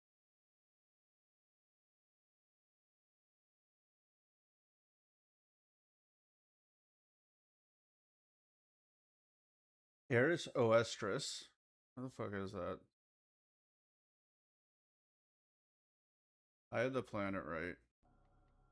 This one. Infested Salvage. If you lose all of your armor on this mission, like when you know how there's like the little whatchamacallits? Where you kill the enemies and it creates the bubble. I'll run into it real quick. Space. But if you... Oh, of course, it's fucking far away. To locate them, I will reconstruct the ship's corrupted shipping manifests. But if you lose your armor... Like at one of these, the vaporizers. Do you see any vaporizer units nearby? Use those to temporarily kill off the pox. Let me see if I can do this in one round. Limit your exposure. Put that serum in a vaporizer. Multiple targets ahead. The infested. Oh, can I not jump up here anymore? That kind of sucks. Hold on. Maybe this?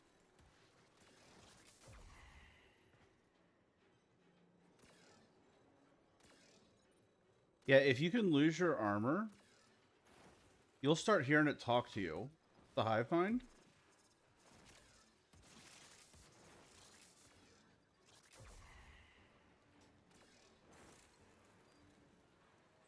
So, the hive mind is canon. You could upgrade it lore-wise, promote it to a key mind, which is significantly stronger. And that would potentially, lore-wise, justify having the key mind start making Warframes. So you could go down that path, right? I mean, I don't think this is really super important to my point that I was trying to make.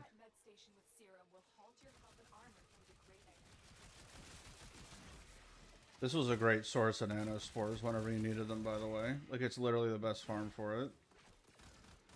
You get like 1 million nanospores in like 20 minutes or something. So there's ways they could have like upgraded this stuff, right? Okay, hold on. Options. Audio. Nope. Maybe music down.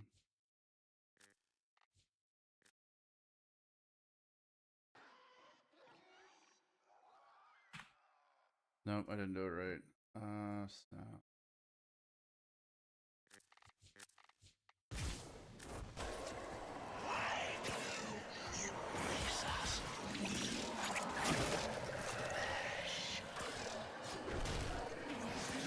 Right, like you can hear it talking.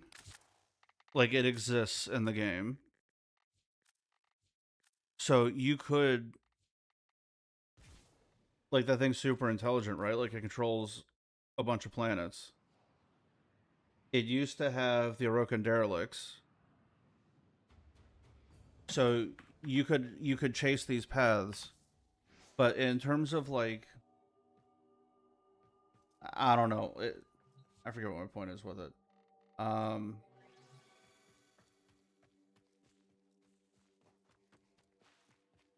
It's just the paths that they can take on Tau, I'm willing to give them significant leeway in terms of the new regime at DE. They can go crazy with that shit as far as I'm concerned. Like as much as they want, because it's a separate area. Now they've had like pockets, like technically the Zeraman 10-0 is sort of like a weird middle ground, right? Because it's stuck. 1999, they took liberties with. That's cool because that's a different area. But like they're in like weird upgrades, but it's always them slightly changing stuff. Like, hopefully this isn't too much of a spoiler, but like Nova gets to a relay, or the Nova proto frame does. Like that sort of stuff is weird to me. The chem system, I'm not gonna lie, dudes, I don't give a shit about it. I understand some people like it. But the hitting on it's weird. It's super parasocial. Listen, I'm a middle-aged man. I'm 39. I don't want a cartoon character or a game character, an NPC, just constantly saying nasty shit to me in the corner. If they want to take this game in a more 18, like mature rated, the Kim system is my favorite part of Warframe. Yeah. But if they want to actually properly lean into a mature rating, I'm 100% down for that, bro. I'm 100% down for that. Like as an adult grown ass man. Um like if they actually want to like make this adult, because part of my issue with the Kim system, yeah, Warframe is 18 plus,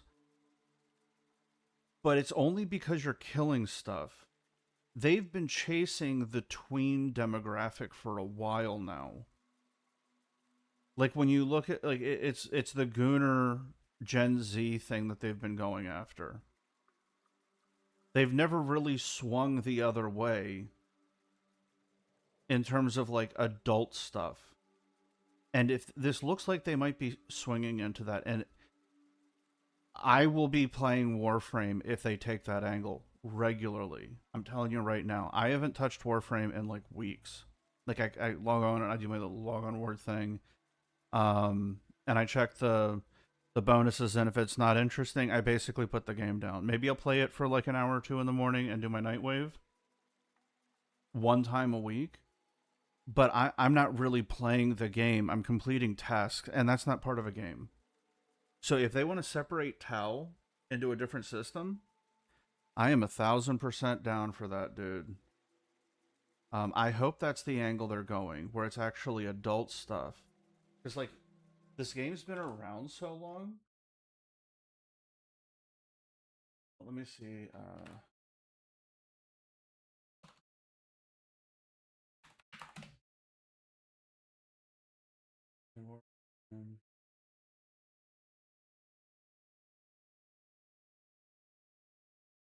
Right? Like,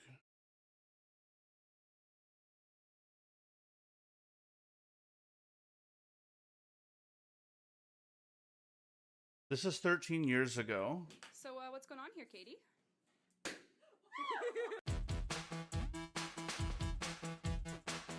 5,000 Facebook fans, and Rebs the intern.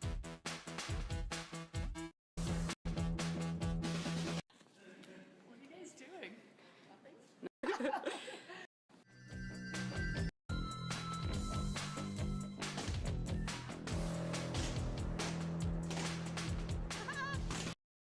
Right?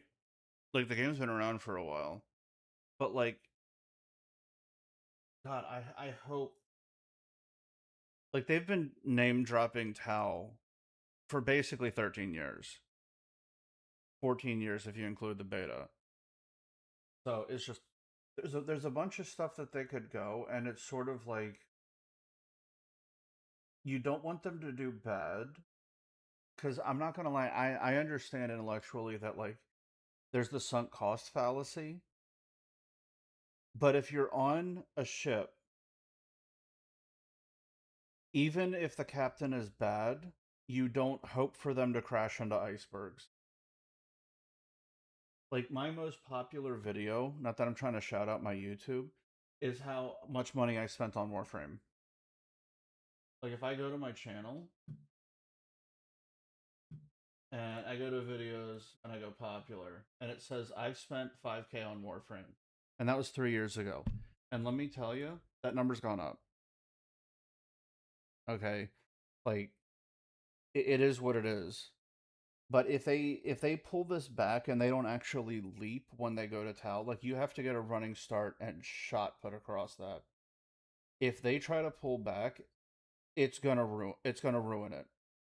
You have to, like, it's not like, oh, you need to make like a half court 3. But if you can't half ass that. Yeah, I think I'm at like over 9 now. So it's just it's one of those things like they can't. You have to take it seriously because with Reb at the helm, it's making Warframe better, but the game couldn't have existed without Steve because Steve was pure foundation. Right? Like he did expansions, but like it's the bread and butter. That is what brought me here. If they go to Tau and they try to kitty shit this, I'm probably done with Warframe. Because it's just I've been, because of the content coming out, I've been pretty disenfranchised. Um, like I'm not the intended audience. Like not disenfranchised, but I'm not the intended audience, and it's been a little fucking weird. Like the Kim system, like parasocial. What I'm supposed to have, Nyx or Excalibur or whatever the fuck their names are, stand in the corner and just lust after me the entire time. That's the only thing that they're good for. Like that's fucking weird, bro.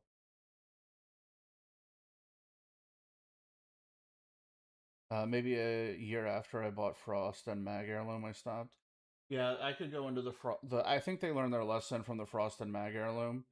Yeah, it was not a good time because I remember in Region Chat the day after the thing, the day after that released, you had people in Region Chat calling the people complaining about the set poor, and I'm like, what the fuck are we doing, DE? And they're going after like the Gen Z vibe. I get that. Um, but it's just it is what it is. There's two ways to make the player count go up: get new people, or keep the people that you get. If you don't lose anybody, then the number can only go up. You know what I mean? Or you can get a shit ton of people, and then you can have them for a short period of time, and then the numbers goes down. It'd be like Metallica, right? When they kind of changed genres a little bit, and the new fans outnumbered the old fans, and all the old fans were leaving, but it didn't matter because they were getting so many new ones. Um,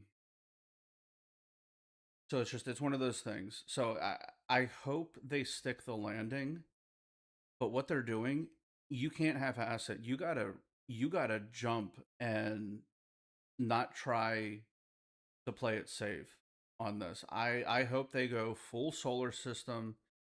It's essentially Warframe 2. It it it's just you can't half-ass this.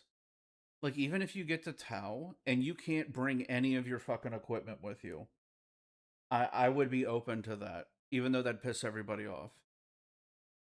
Right? Like I'd be completely down for that. Like they do like a complete rebalance on everything, like only specific frames can go there. But they rapidly build it up to like 10 to 15 sentient hybrid frames. Or you have to like construct the frames and there's like a big open area. And as you're playing around, you have to find parts and like you have to build frames out of junk or something like that, you know what I mean? I'd be down for that. And they like the pay stuff is like whatever the prime equivalent is. I hope they go for something like that. I'd be down for that to get away from the relic system. Or they have a boss that's like that one that they showed us. Like as you're fighting them and they're breaking crates, you're collecting the pristine drops that guy dropped. Or you can do like what Crispy just said. You can like build your own frame. And you can like design your own stuff. You know, like archwings, like modular archwings. You have modular frames. If they really, really, really wanted to make a fucking leap, I'd be absolutely down for it. And get away from the modding system, where it's like if you want to like make your frame, like more defensive capable, like you literally have to change how the frame is built. I'd be completely down for that. I would be down for some very radical changes with this update. But they would have to yeah, like hounds. Yeah, 100%. Um, I just hope they stick the landing because Tau is so important. I think people would inherently be okay. Maybe not the new players, but I know the old players. Like say with like hounds, right? Everything is just crap to begin with, and you upgrade your hybrid frame by finding like old Orokin technology where it's like a prime part, literally a part. Like you have to find a prime chassis on the ground, right? And then you have to find like a prime cerebrum on the ground, and then you have to repair it. And it's actually a process instead of something that you can just swipe for. You know what I mean? Like you actually have to build the fucking thing, not shove it in the foundry. You have to go find the piece on the ground. Um you have to farm up the materials so you can like grow it or build it, not just shove it in the foundry. I would be down for some radical changes for this update. But I don't think they're looking for that. But if they wanted to, they could do some truly insane stuff on this, and I would be down for it for Tau. So hopefully I'm gonna be a little pissed. I'm not gonna lie. I know I said it when I was watching Tennocon. I am, if they give us 4 or 5 missions and 2 syndicates with a city, I'm gonna be pissed. Like the Zariman update, like you get the same tile, like it's one big tile, and you get like 4 or 5 missions, and you run around the same tile, or like Daviri, right? Like the one thing I didn't like about Daviri is because it was supposed to be like a big update, but it was like a couple of islands, and then they didn't do anything with it. Like they did like a couple of small islands. But bro, like you're telling me like every 3 months we can't get a new island that just gets added and eventually it has like a continent? And make it something where it's like, oh, it's going to be random in squads, but if you go in solo, it's going to have more islands. And it'll be based off of whatever your computer can do. You know what I mean? Like, they could probably swing something like that. You know, enemy cap changes based on if what that was looking like, where it was going to be like a ton of enemies. Now that I think about it, I think it might have just been. I think it might have just been all of the enemies they could possibly have directly in front of you in that little hall. But if they mess with the enemy cap thing, I'd be down for it. Especially on solo. Yeah, bro, my computer's going to be unlocked when I play the game. Get like 300 enemies on the fucking thing instead of 40. Or God forbid you play with a Switch host and it's like 20 fucking enemies on the map. But yeah, it is what it is, bros. The graphics, obviously it's DE. The music, obviously it's DE.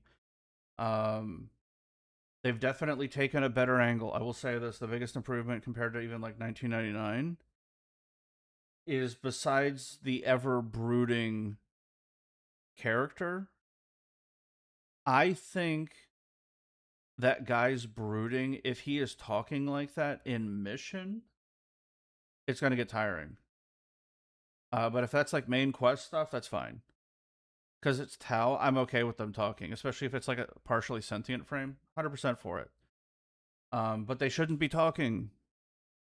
Besides Umbra, right? Like they shouldn't be running around and doing shit by themselves. Umbra was the exception.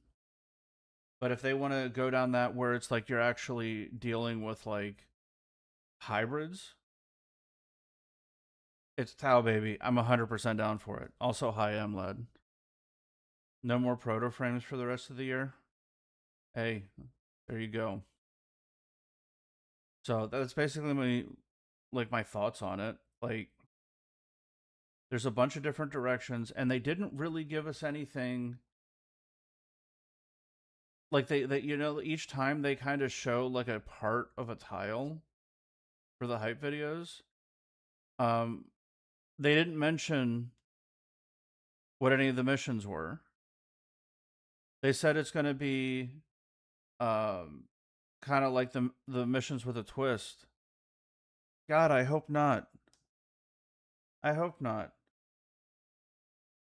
I mean, it really implied, like, okay, you can keep survival. You can call it something else. Like, I said something about, like a sector clear with using your railjack, where it's like, oh, you need to knock out, like, instead of, like an ETA, like, it'd be like the equivalent of, like, an ETA tier mission, but for railjack.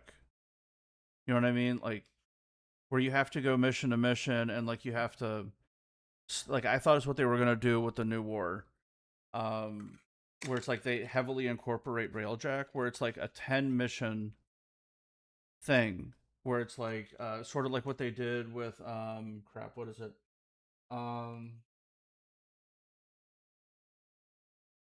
The one where you get the little red shards from the sentient ships on railjack. I am having a brain fart. But like, you have an outside that's on railjack, and then you have like a large sentient ship that you jump onto. So it's like you have railjack and then an exterminate, and then they brought that style over to the tenant missions. And they had, like, what was it, for the Grenier missions? It was like stop the defense. The thing where it was like it buffs the enemy ships. You had like you had to go in, and it was like point defense, right? And you had like 2 or 3 consoles that you had to go to, and then you had to blow something up, and then the outside had to do something. But it got tiring because it was like the same thing but a different skin. I'll do that after stream, like dust. Like it dust. Liege dust. I hope they really go ham on this, and that's what I'm saying. Like, they can't half-ass this. Like, I think they need to leap.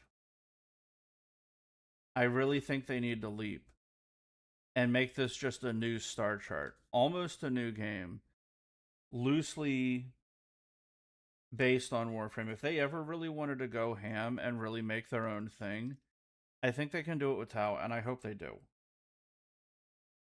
So it is what it is. But I we'll see. You don't want the captain of the ship crashing into icebergs. But I swear to God, if it's like 5 fucking missions, because they were talking about planets, 2 planets. So it'll be like the old Warframe, where like the expansions were new planets, new tiles. Like, that used to be part of the thing where they were like, oh, we came up with a new tile, and everybody was hyped for it because it meant a new planet, right? Or like additions to planets. Every time there was a new tile added, it meant more mission nodes. And that was like the first couple of years of Warframe, is where they were adding stuff. Like, I think, oh man, don't quote me on this. I think Warframe originally ended on Uranus or Neptune. It was one of those two. And that was the entire star chart. And that's like all the Warframe that was to play. And then you had like everything on the outside added, and then you had tower keys. Then what was it? The old war. You got Kuva Fortress. But that was just kind of how it grew, right? Like, you guys remember the Kuva Fortress coming out. That was kind of what it was. Is you'd get a new frame, you'd get a new tile, and like a planet. And then you had, like, that was kind of what the expansions were like. And they'd be loosely grouped together. It wasn't like they all came out at the same time, right? Back when Warframes had skill trees. And reviving cost money. And nobody wanted to fucking play it. And Excalibur Prime, Skana Prime, and Lotto Prime cost $250 fucking dollars. Which is like $500 today. People complain about the price of packs now.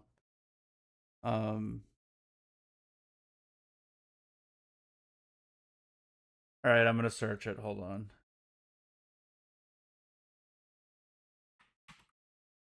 I'm searching.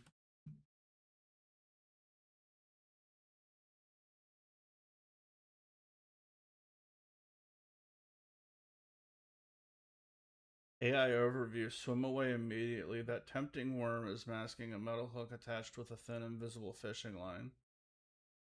Biting into this trap risks getting caught by a human, which typically leads to an early end to your swim. Fish 101 video. Instead, look for natural wild larvae or insects. All right, guys, we're back out here with another raw breakdown. This time we're talking about floating worms and everything you guys need to know about throwing one of the best techniques for shallow water bass that are actually up there spotting, guarding. It's just a bait that gets bit this time of year and you need to know how to throw it. The first thing we have to start off with is selecting the correct worm. There's a lot of different colors that you're gonna wanna pick, but for me, the methylate, it's called, I call it the Cheeto worm. This is a crushity janitor, and there's two real ways that I rig this bait depending on the cover and what kind of bank type I'm fishing. So first, okay, is flatter banks like this. If there's a lot of fish spawning up shallow. So he gave advice to the fish. And I'm gonna keep him up there within 2 to 3 feet of the top of the water, okay? And the one other big thing that I will say when you're rigging this, you wanna make sure your actual knot is outside of. You don't want to Texas rig him way down into the worm because then it won't allow your worm to cut back and forth. You almost want that little twitch. That's the perfect setup a lot of times to get that worm to sort of dance around. So that's the Texas rig version. Let's talk a little bit about the wacky worm version. I wacky rigged this guy with a crossover ring. Same rod setup, everything's the same. So like when you're in a dock position like this, when you have specific targets you think these fish are spawning on, or they're guarding fry, I can cast that worm up there. You know how much one of these boats cost? I kind of looked into it. Twitch. You see how like the cheapest decent boat is now, like that's 10 all grand. Changes well with the hook size. And they go all the way up to like 150 G's.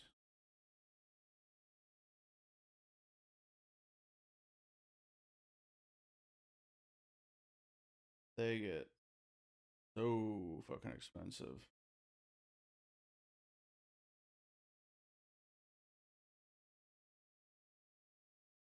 You can't half-ass it. You gotta. All right, that'll go up. So.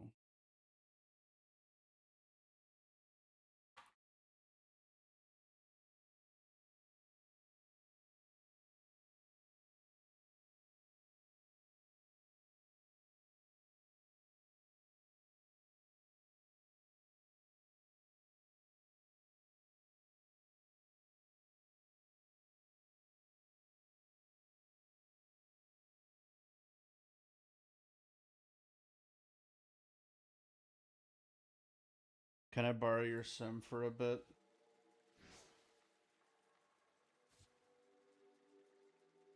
Great Zephyr fashion. That was good. I like it.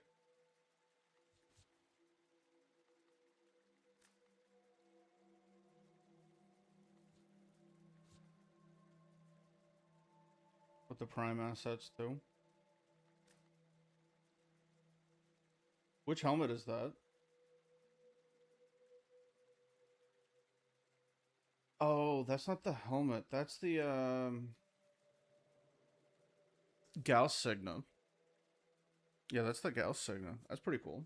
I like that.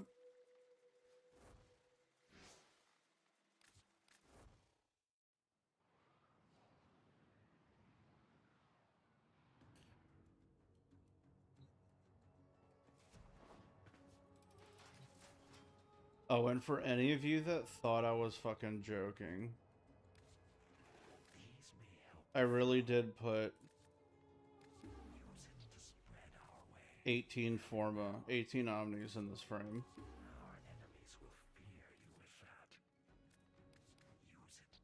Do I regret it? Yes.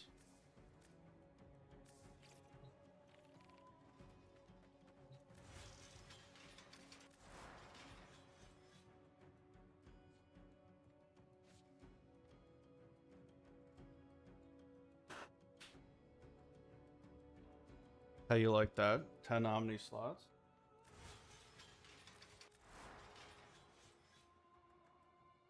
Hi guys, I'm so-and-so YouTuber, and this is my budget build.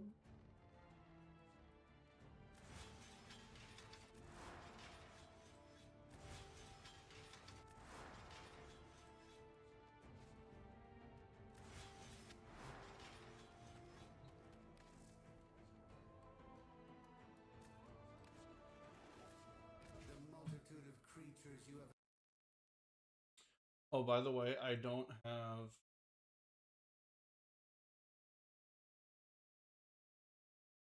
all of the new enemies. I don't have all the new enemies scanned. Shoulda, you got me, dude. I should have omnied the arcane spots. True.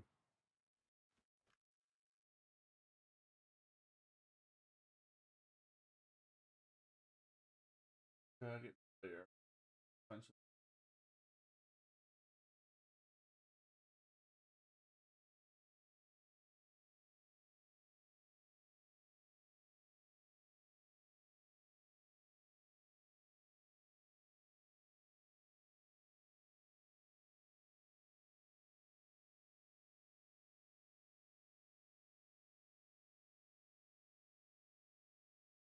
Do any of you guys watch the UFC?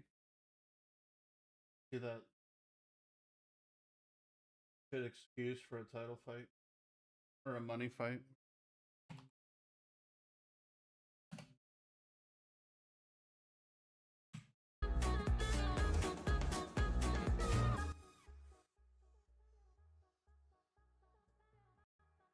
Max Holloway got paid $9 million for that, by the way.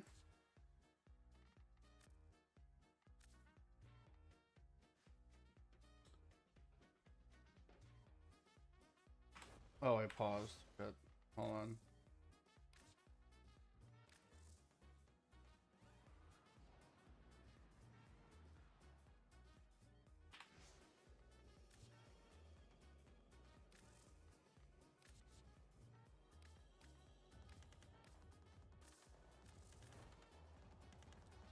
Barrow's here. I don't need anything. God, I bought the Tennocon thing and I ended up just paying $30 fucking for Syandana. Oh, thank you, Crispy.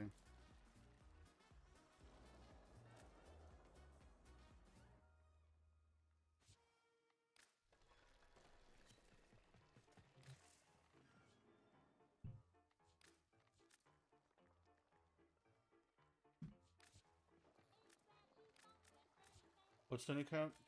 235? Whoop, that's me.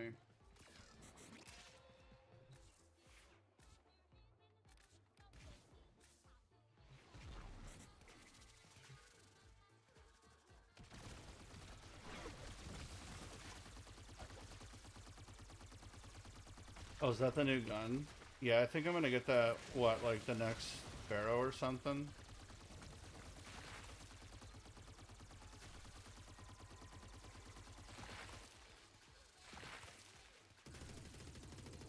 Okay, so it's either a secondary or you're running Debilitate on it.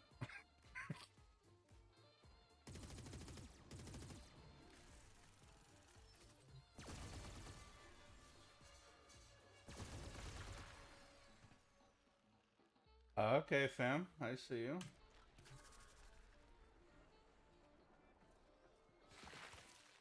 He's running Debilitate. Okay.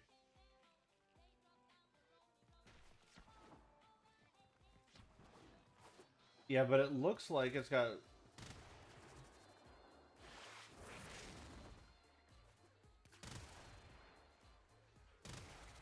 What the fuck? That is so many statuses.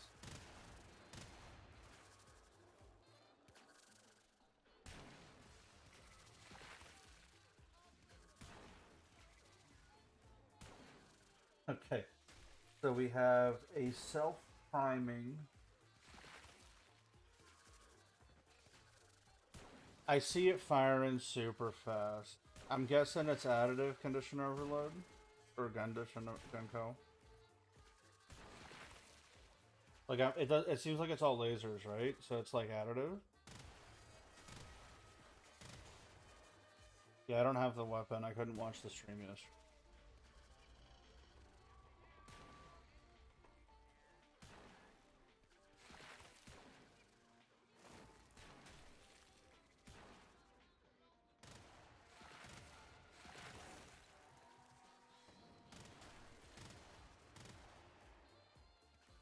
I mean, it looks like it does decent damage.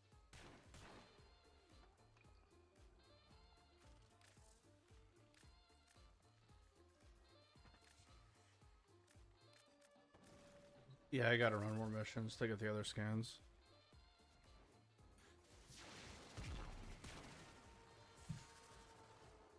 But I would say it was a good Tennocon. It wasn't the hypest thing. Because I think they kind of lost it. Because we thought we were going to Tau.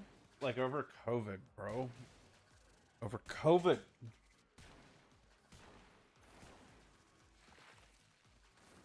So they kind of lost the ultra hype thing. And seriously, I swear to God, listen. I hope 1 year they get the fucking message. Bro, they gotta do it one time for the one time. Okay? One time for the one time. They show the gameplay.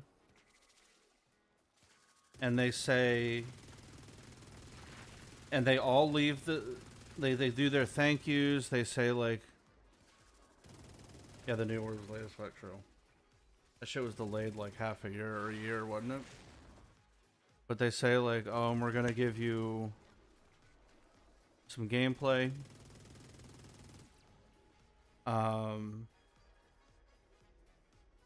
Thank you for everything that you guys have done. Here's the final part of the show. Some gameplay. Then you have Reb or Meg stand up on the stage. Say, we just wanted to say thank you all for doing everything. For always being there for us. She's like, we have one final message. And she says, like, have a blessed night. And she walks off the stage, right? And it's like a 5-minute video. And it says the next expansion is now. It's going to convert 200,000 viewers into 200,000 players, bro. All of those people are just going to fucking log into the game. But they never get it lined up. They never line that shit up.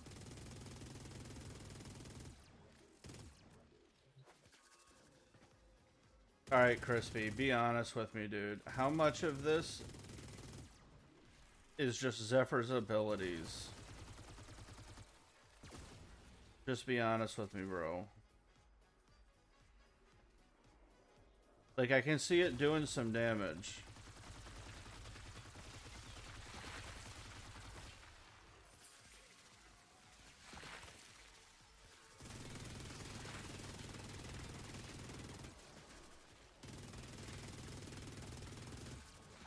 Oh, the gun's ass.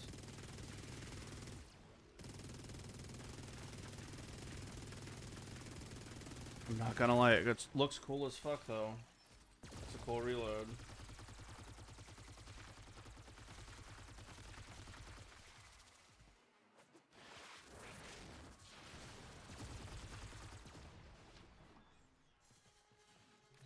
So it's mostly Zephyr then.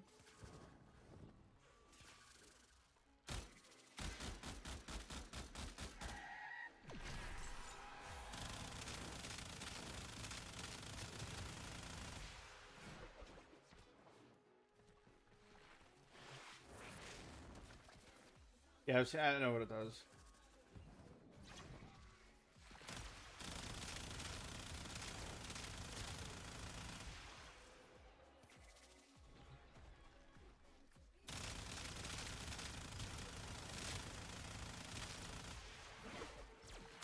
Angle target meme damage. I know, Crispy.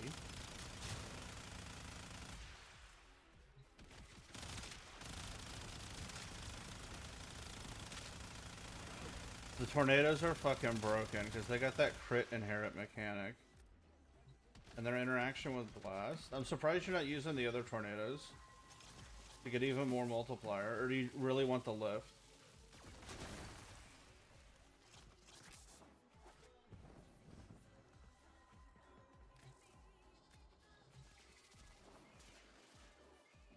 No, oh, okay. Fair enough.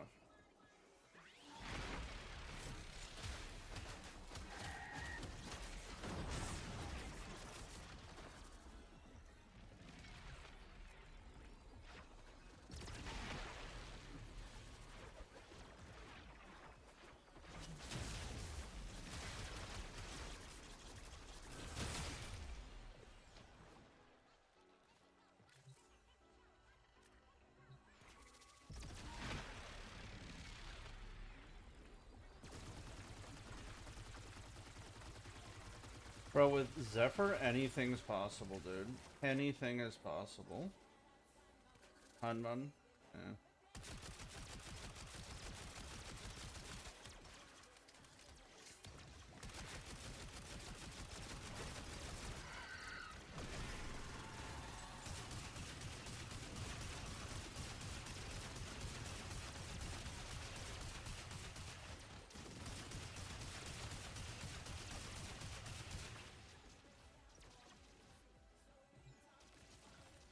Bouncy Stug.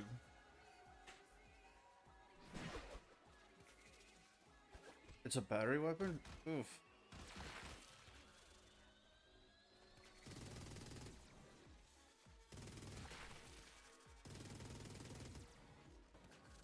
And you're running Blast Corrosive with Debilitate? That's rough.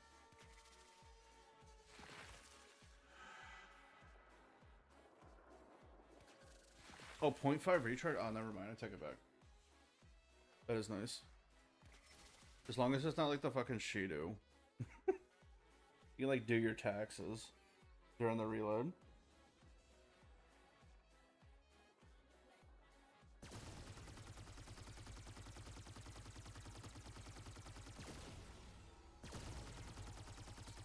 Well, hopefully they give this 150 bullets with 0.5.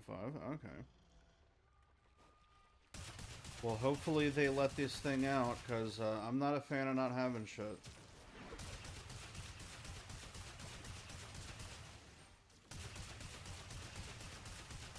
It's been a while since I haven't had a completed profile.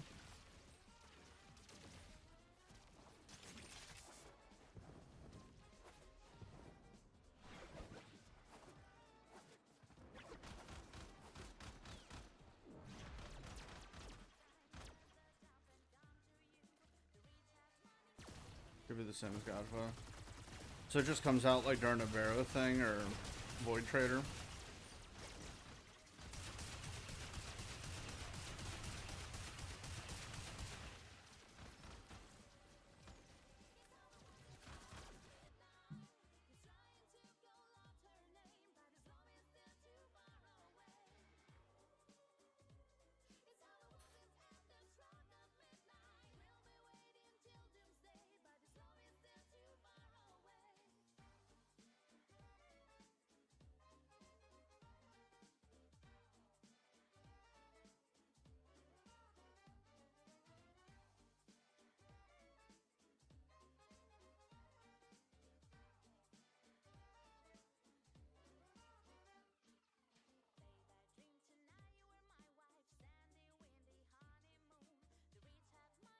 Ranch Man commented on the video upload. Bro, I'm streaming. Just come here.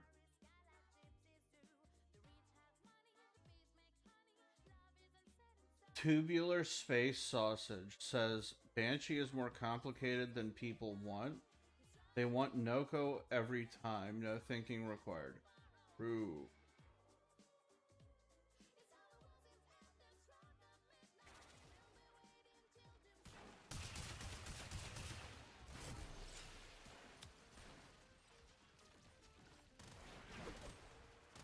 Oh, didn't the new heirloom come out?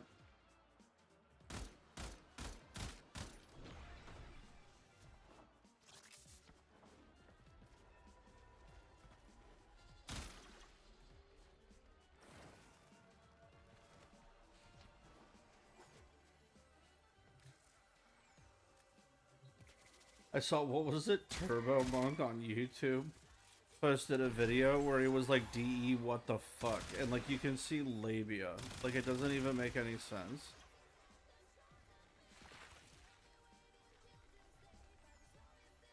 Banshee Noko subsim, 300 strength on sonar.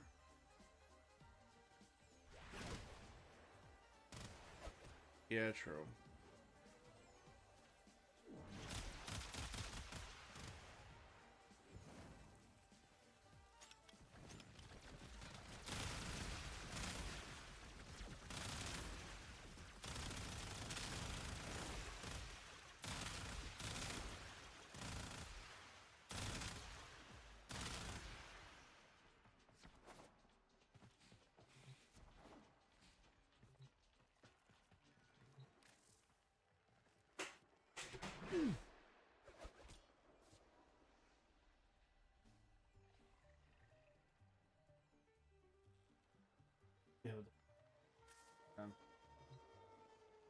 Man, I hope they don't fuck this up. Pal's got so much freaking potential. I don't know how many of you have been watching for a long time, but if you've ever watched, like, a modcast, you have heard Mango and I bitch about how Warframe is chronically in a painful position. It's chronically right at the cusp of being one of the greatest games ever made, but they just won't fucking do it. They won't do the stuff necessary to fill it out. Like, when you think about, like, the greatest games ever, right? They push the bounds. Like, you think about, like, Super Mario, right? Warframe should be the definition of a looter shooter that does everything right. But they won't do it. Right? Like, Warframe essentially killed Destiny 2. If it had a chance to, because Destiny 2 tried to off itself. Right? Like, they literally, it's like the Steam method of dealing with competitors. What was, oh god, what was that? What is this business strategy?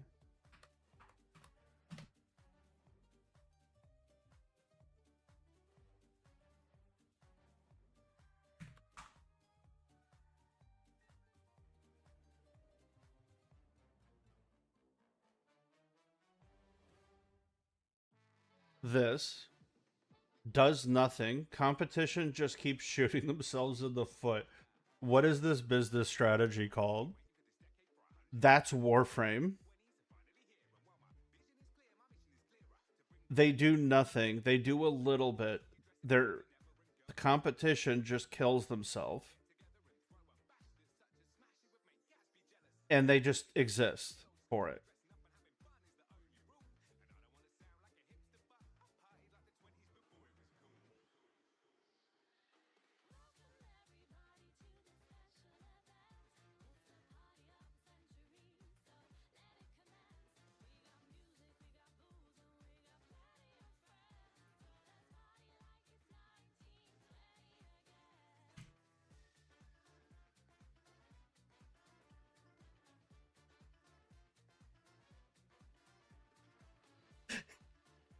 What is Warframe's strategy for dealing with its competition? Fucking ignore them.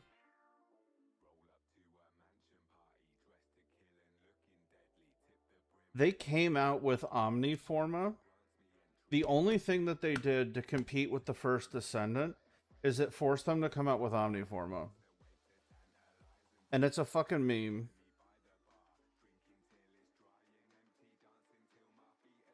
Like, we wanted normal Forma to be Omniforma. But they went, nah, fuck you. Enjoy spending your plat.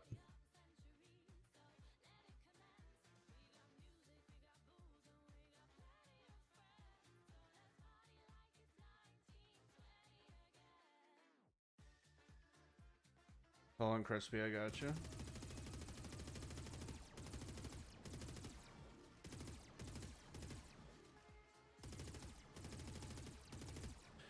So just a dumb question. Why does it track 4 if it's got 8 barrels? Is it 2 barrels per?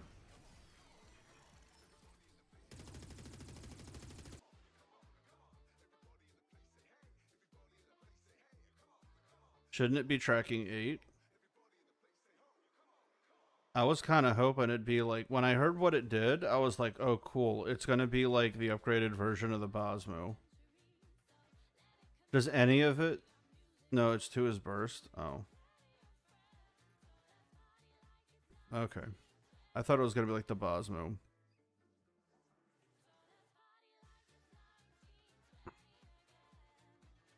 Oryx 2 burst. Ew.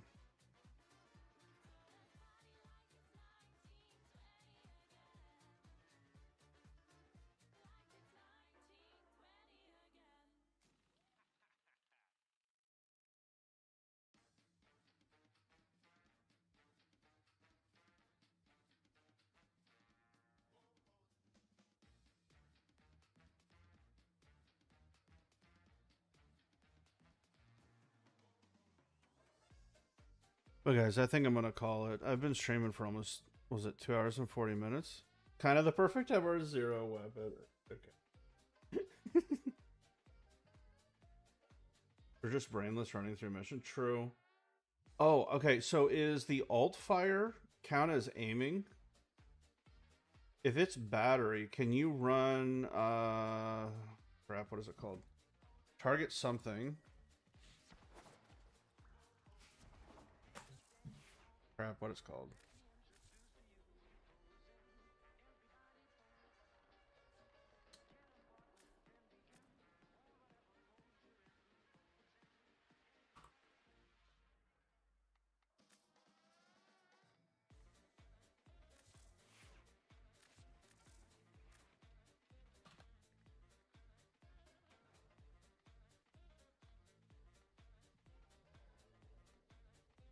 Not accuracy. What's the other one?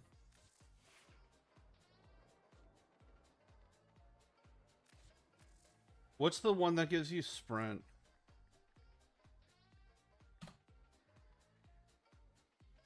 Spry sights, movements. Oh, that's pistol. Never mind.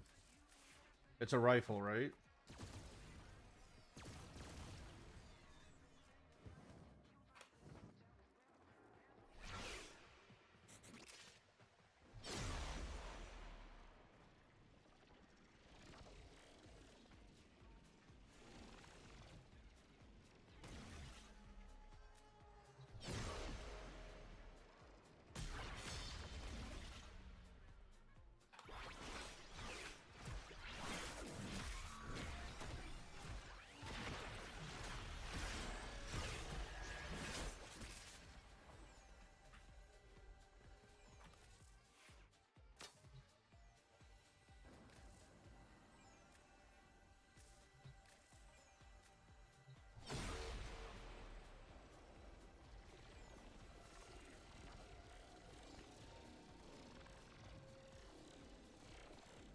Like, the coolest thing about this is that this takes no energy, but you're kind of slow. I'm not gonna lie, dudes. I use this mainly.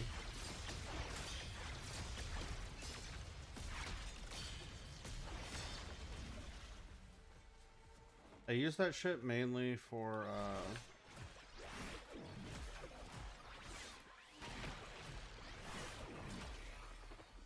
I use it mainly for mobility.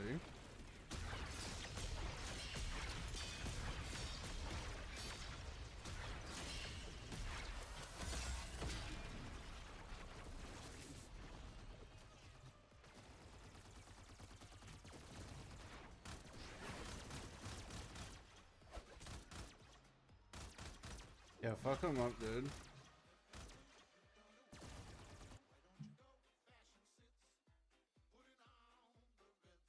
We can have an air battle.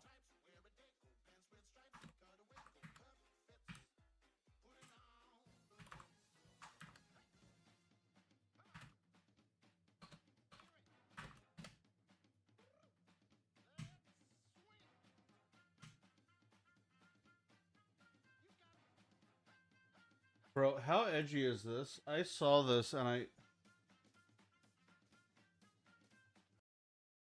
Listen, Warframe on YouTube is a struggle bus, bro.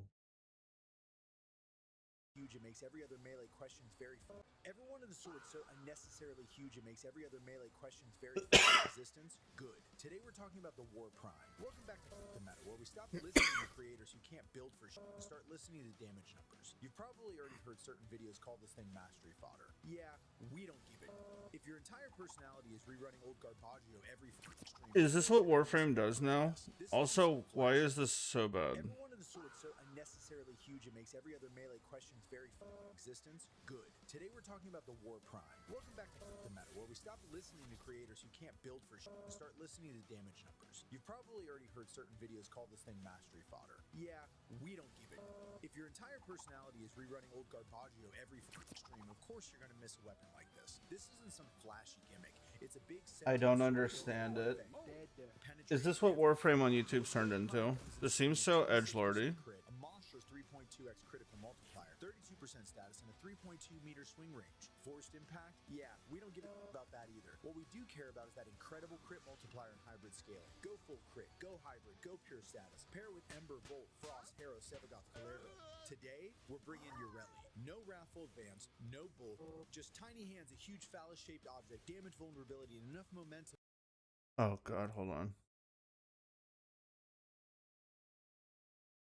This Make shit. every swing feel like you're the main character. Don't forget the best boy to prime for you. Sometimes, every one of the I don't know why it's not loading. huge, it makes every other melee question Like, it's so blurry. good. Today we're talking I was listening to YouTube at work and this shit popped on. creators who can't build for shit and start listening to damage numbers. You've probably already heard certain videos call this thing mastery fodder. Yeah, we don't give it. If your entire personality is rerunning old Garbaggio every stream, of course you're gonna miss a weapon like this. This isn't some flashy gimmick. It's a big sentient sword built for one thing, penetrating everything. The War Prime comes in swing with 26% crit, a monstrous 3.2. I mean, Urelli's... 32% status and a 3.2 meter swing range. Forced impact? Yeah, we don't give a about that either. What we do care about is that incredible Urelli's vulnerability is stronger than Kalervo's crit. pair with Ember, Volt, Frost, Harrow, Sevagoth, Kalervo. Are we gonna pretend that it doesn't? No bull, just tiny hands, a huge phallus-shaped object, damage vulnerability, and enough momentum to make every swing feel like you're the main character. Don't forget the best boy to prime for you. Sometimes simple just hits harder, and we're cosplaying as the Stalker, blowing out Jade, leaving her with the twins while we go gallivanting with Hunhow chasing that sweet, sweet Orkin tail. So tell me, dreamers, are you joining the War Prime Redemption arc, or are you still letting someone else's tier list decide what you play? Don't forget to like, share, and subscribe for more epic Warfare at the twins while we go gallivanting with that sweet, sweet Orkin tail. So tell me, dreamers, are you joining the War? Corrosive Crescendo. Okay. DGT Crescendo. Melee influence, melee exposure. I can't see any of these fucking builds.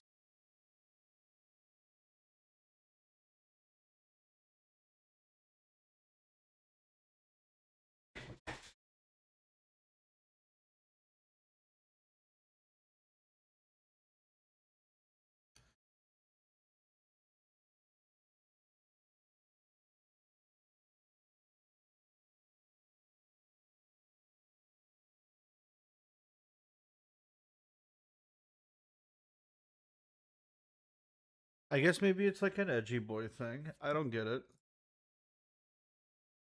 You can make anything damage cap. I'm sorry.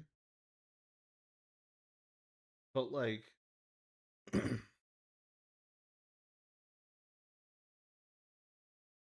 how fucked is it gonna make your gameplay? Like, you can set up a 10-second combo that'll allow you to damage cap. Like, I used to enjoy using the heat operator arcane that would shred armor. That shit was fun. So you would shred armor, and then your heat dots wouldn't have any DR. You could just, like, I used to use it on Demolist for, like, heat inherit builds. I didn't want to strip. If I couldn't fit an armor strip on a build, you could run the heat arcane, and the armor wouldn't matter, So you could maintain, like in the advent that you had something weird, like but where shields interfered with the resistances of armor and health. If you wanted to stick at armor, or with the armor DR as part of the equation, like it would boost your damage, you could use the arcane that removed defenses, but it wouldn't strip armor. It was a super fun little niche thing. Now it doesn't fucking matter because everything fucking dies.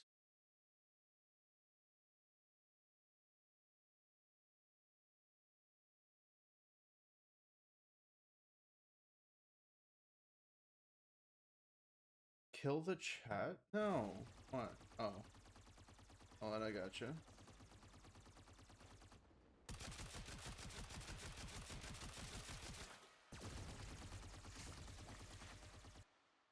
I just wanted y'all to know this. You know what my most linked video is?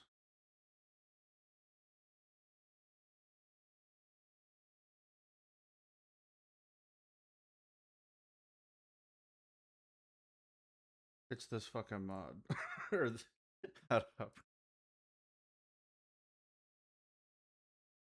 it's this video.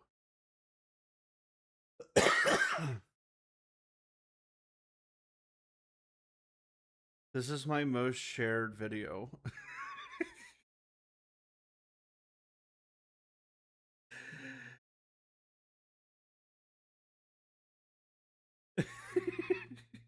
It's me using a legendary core on a fucking flawed berserker.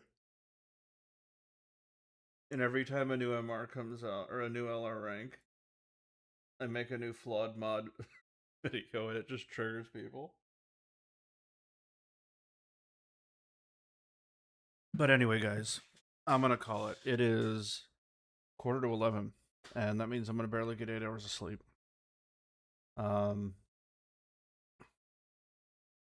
Yeah. No, like one time I was being nosy, and I searched for my name in the Warframe Discord.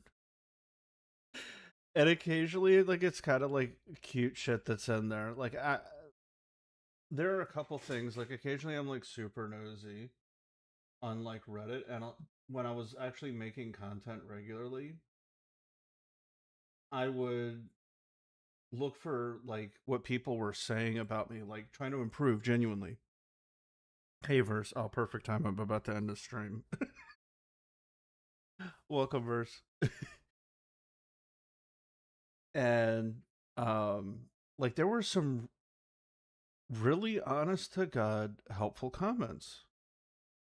Like some of the comments on Reddit made me, because I was getting a lot of criticism on YouTube about how long the content was. Like it just kept like building up. But then like when I would stream, you guys were saying, "Oh, it's fine." But there were a couple of comments on Reddit where I was like, "Oh, there really are people that want to listen to this." Like the entire thing. Like I think I got it right, where it's like you want to sit in a Discord call with somebody who knows what they're talking about and like listen to them explain something, because even if I'm wrong about something, I'm more right in my wrongness than somebody who doesn't understand what's going on and they're just parroting somebody else who knew what they were talking about. You know what I mean? Like it's a weird way to think about it, but that's how I think about it. Because I'm not gonna lie, I used to spend hours in the simulacrum doing math and shit like that. I actually did that more than play Warframe for a long time. Like if you look at like my profile or stat.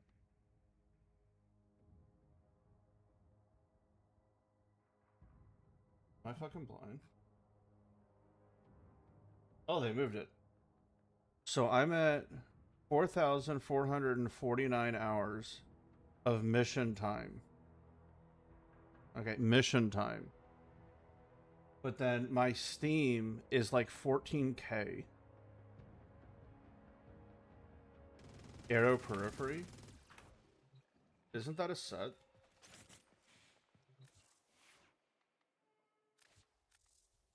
Are you talking about the one that puts shit to sleep?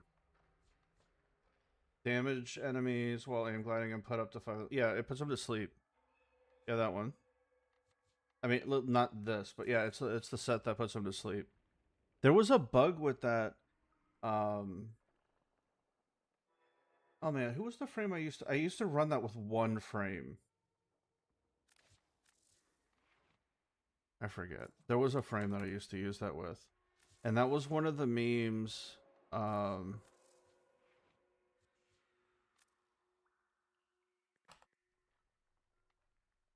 not that one. There used to be a meme where when the Overguard first came out,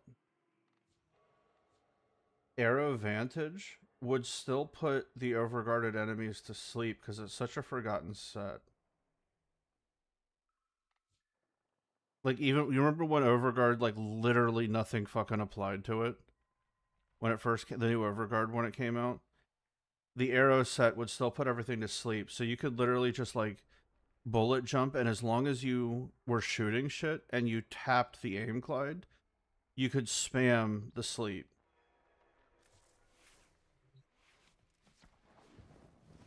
It was kind of silly. But I mean, it's like one of those forgotten interactions. But no, there were a couple of comments on Reddit where I was like, oh man, like, okay, so it's not popular. Like, I wasn't ever... Unless it's like, I'm not trying to become popular. Like, my goal was always to, like, make something informative and explain the entire point when I was making videos. Oh, spawn enemy? Yeah, I got you. But there were so many people criticizing how long it was. I was like, man, maybe I really do need to condense everything. Maybe they got a point.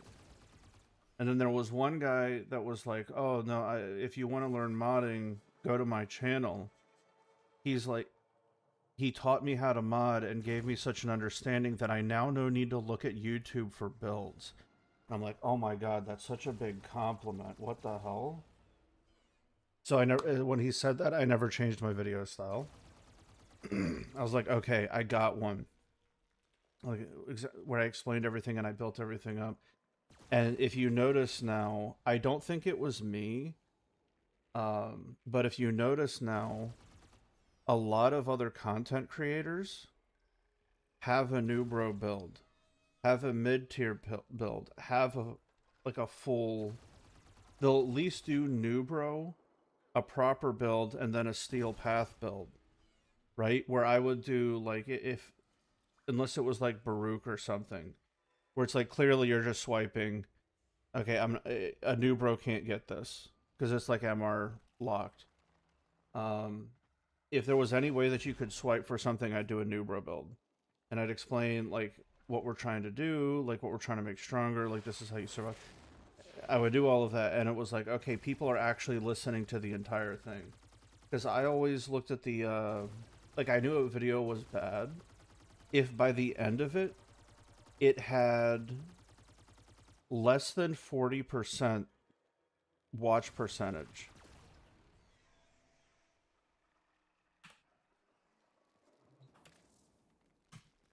I was like, okay, maybe people actually did start zoning out.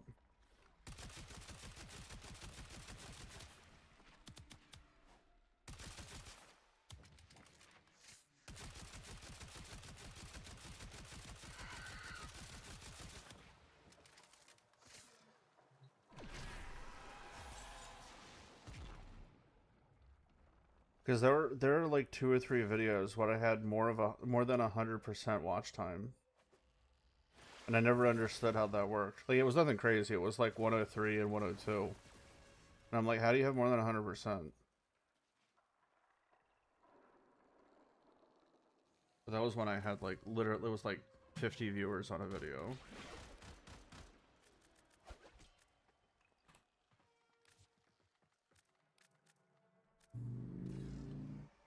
Rewatching? Okay. Alright, Crispy, my dude. MR0. Listen, I respect it, bro. I'm just saying it's silly. But it's a good meme. Halvu. How much equipment do you actually have on here? 55 out of 785. Based.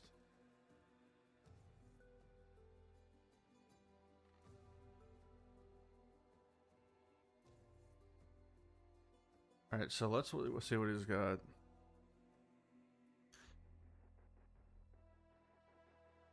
No Saren.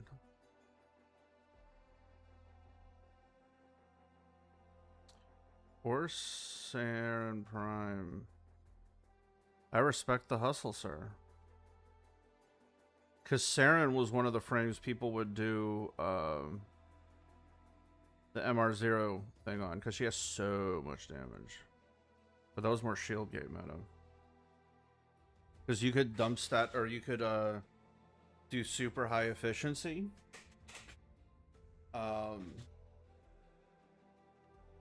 And you could shield gate at the same time.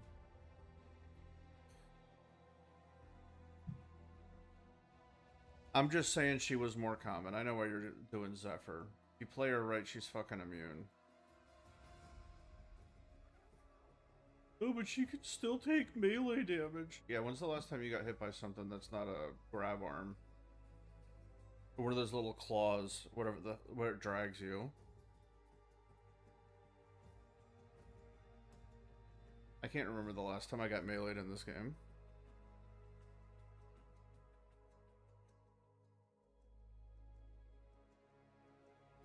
Oh, true, you did get, yeah, okay.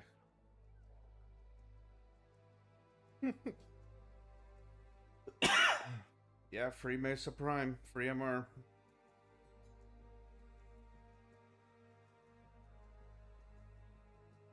Don't let somebody else's tier list tell you how to play. Watch this Ureli damage cap. Don't think about vulnerability. Vulnerability is not a thing. Crit tiers, all you need. As he's smacking an unarmored enemy.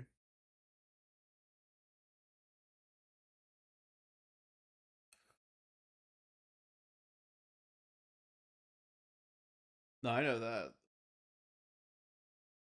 Moas? Yeah, I guess you could.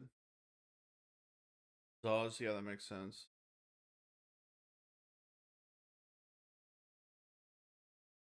Well, doesn't she have heirloom now?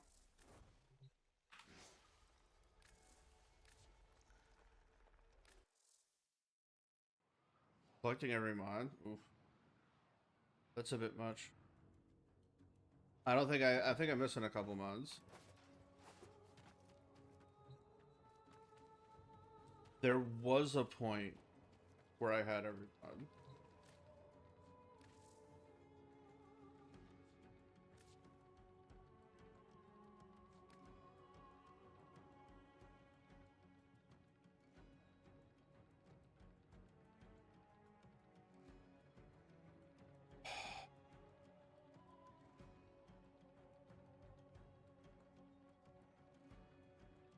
Ass frame.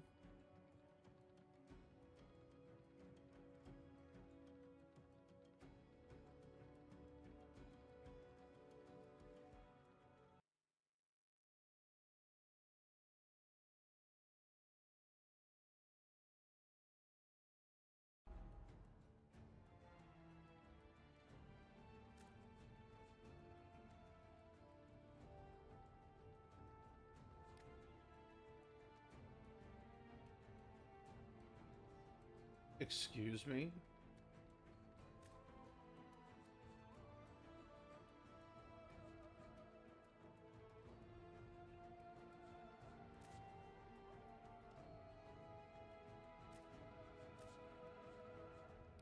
What is this thirst trap shit? Oh, it's not even on there. Well.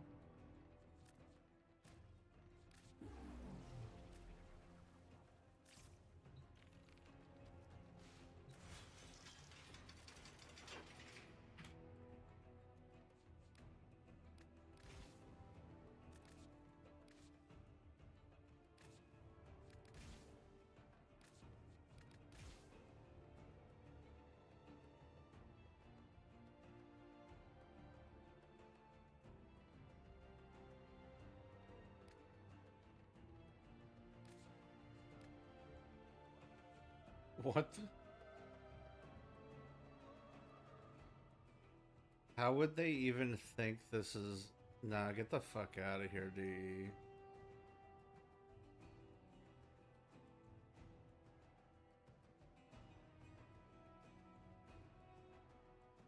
That's crazy.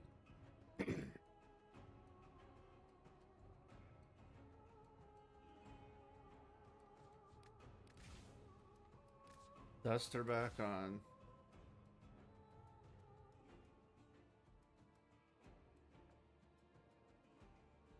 I'm not really sure how this is like a Mesa heirloom. Like, I get it. Like, I get what they were going for. But...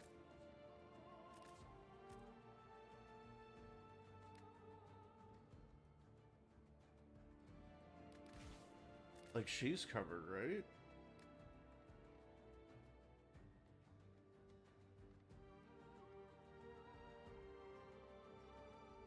Like, I get the butt. Okay, don't get me wrong, I get the butt.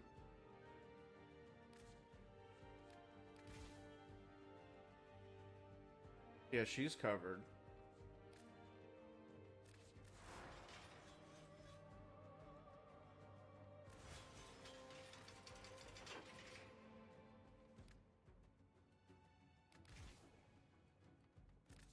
Oh, I put a top on her.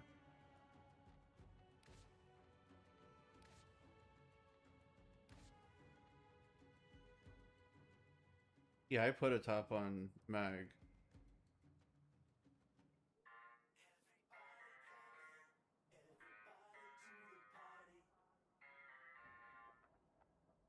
Yeah, I didn't like the exposure. It was a bit much. I put a bow bra on her.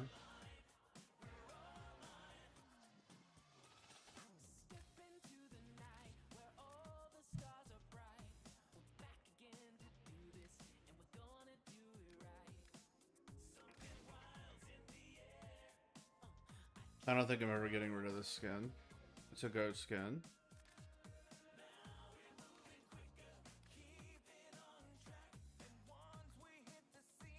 Yo, why can't we see some Vauban ass cheek? Why can't we see him rocking the banana hammock?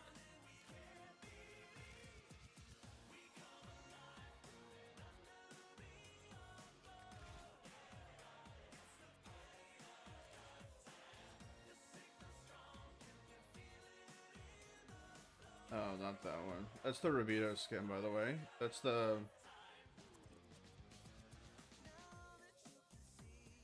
This is the Rabito skin.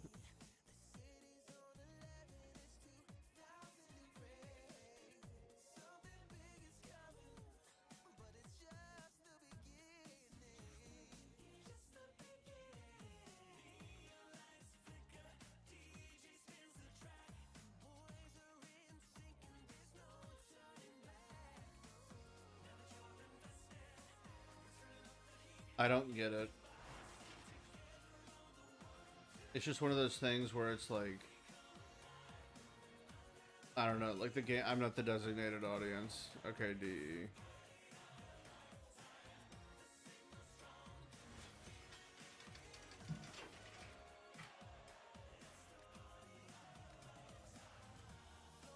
This looks so good, though.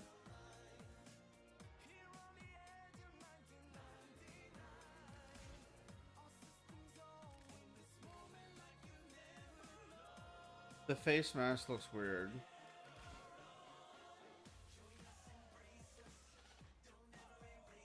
Double hat.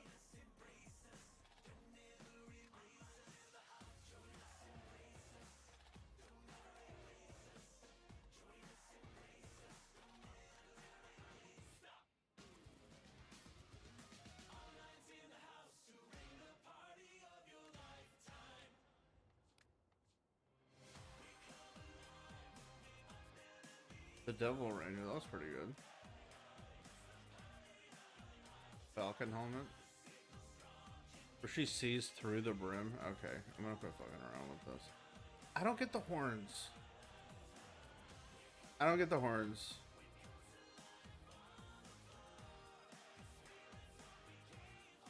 Was this one of those community update or community liked post things?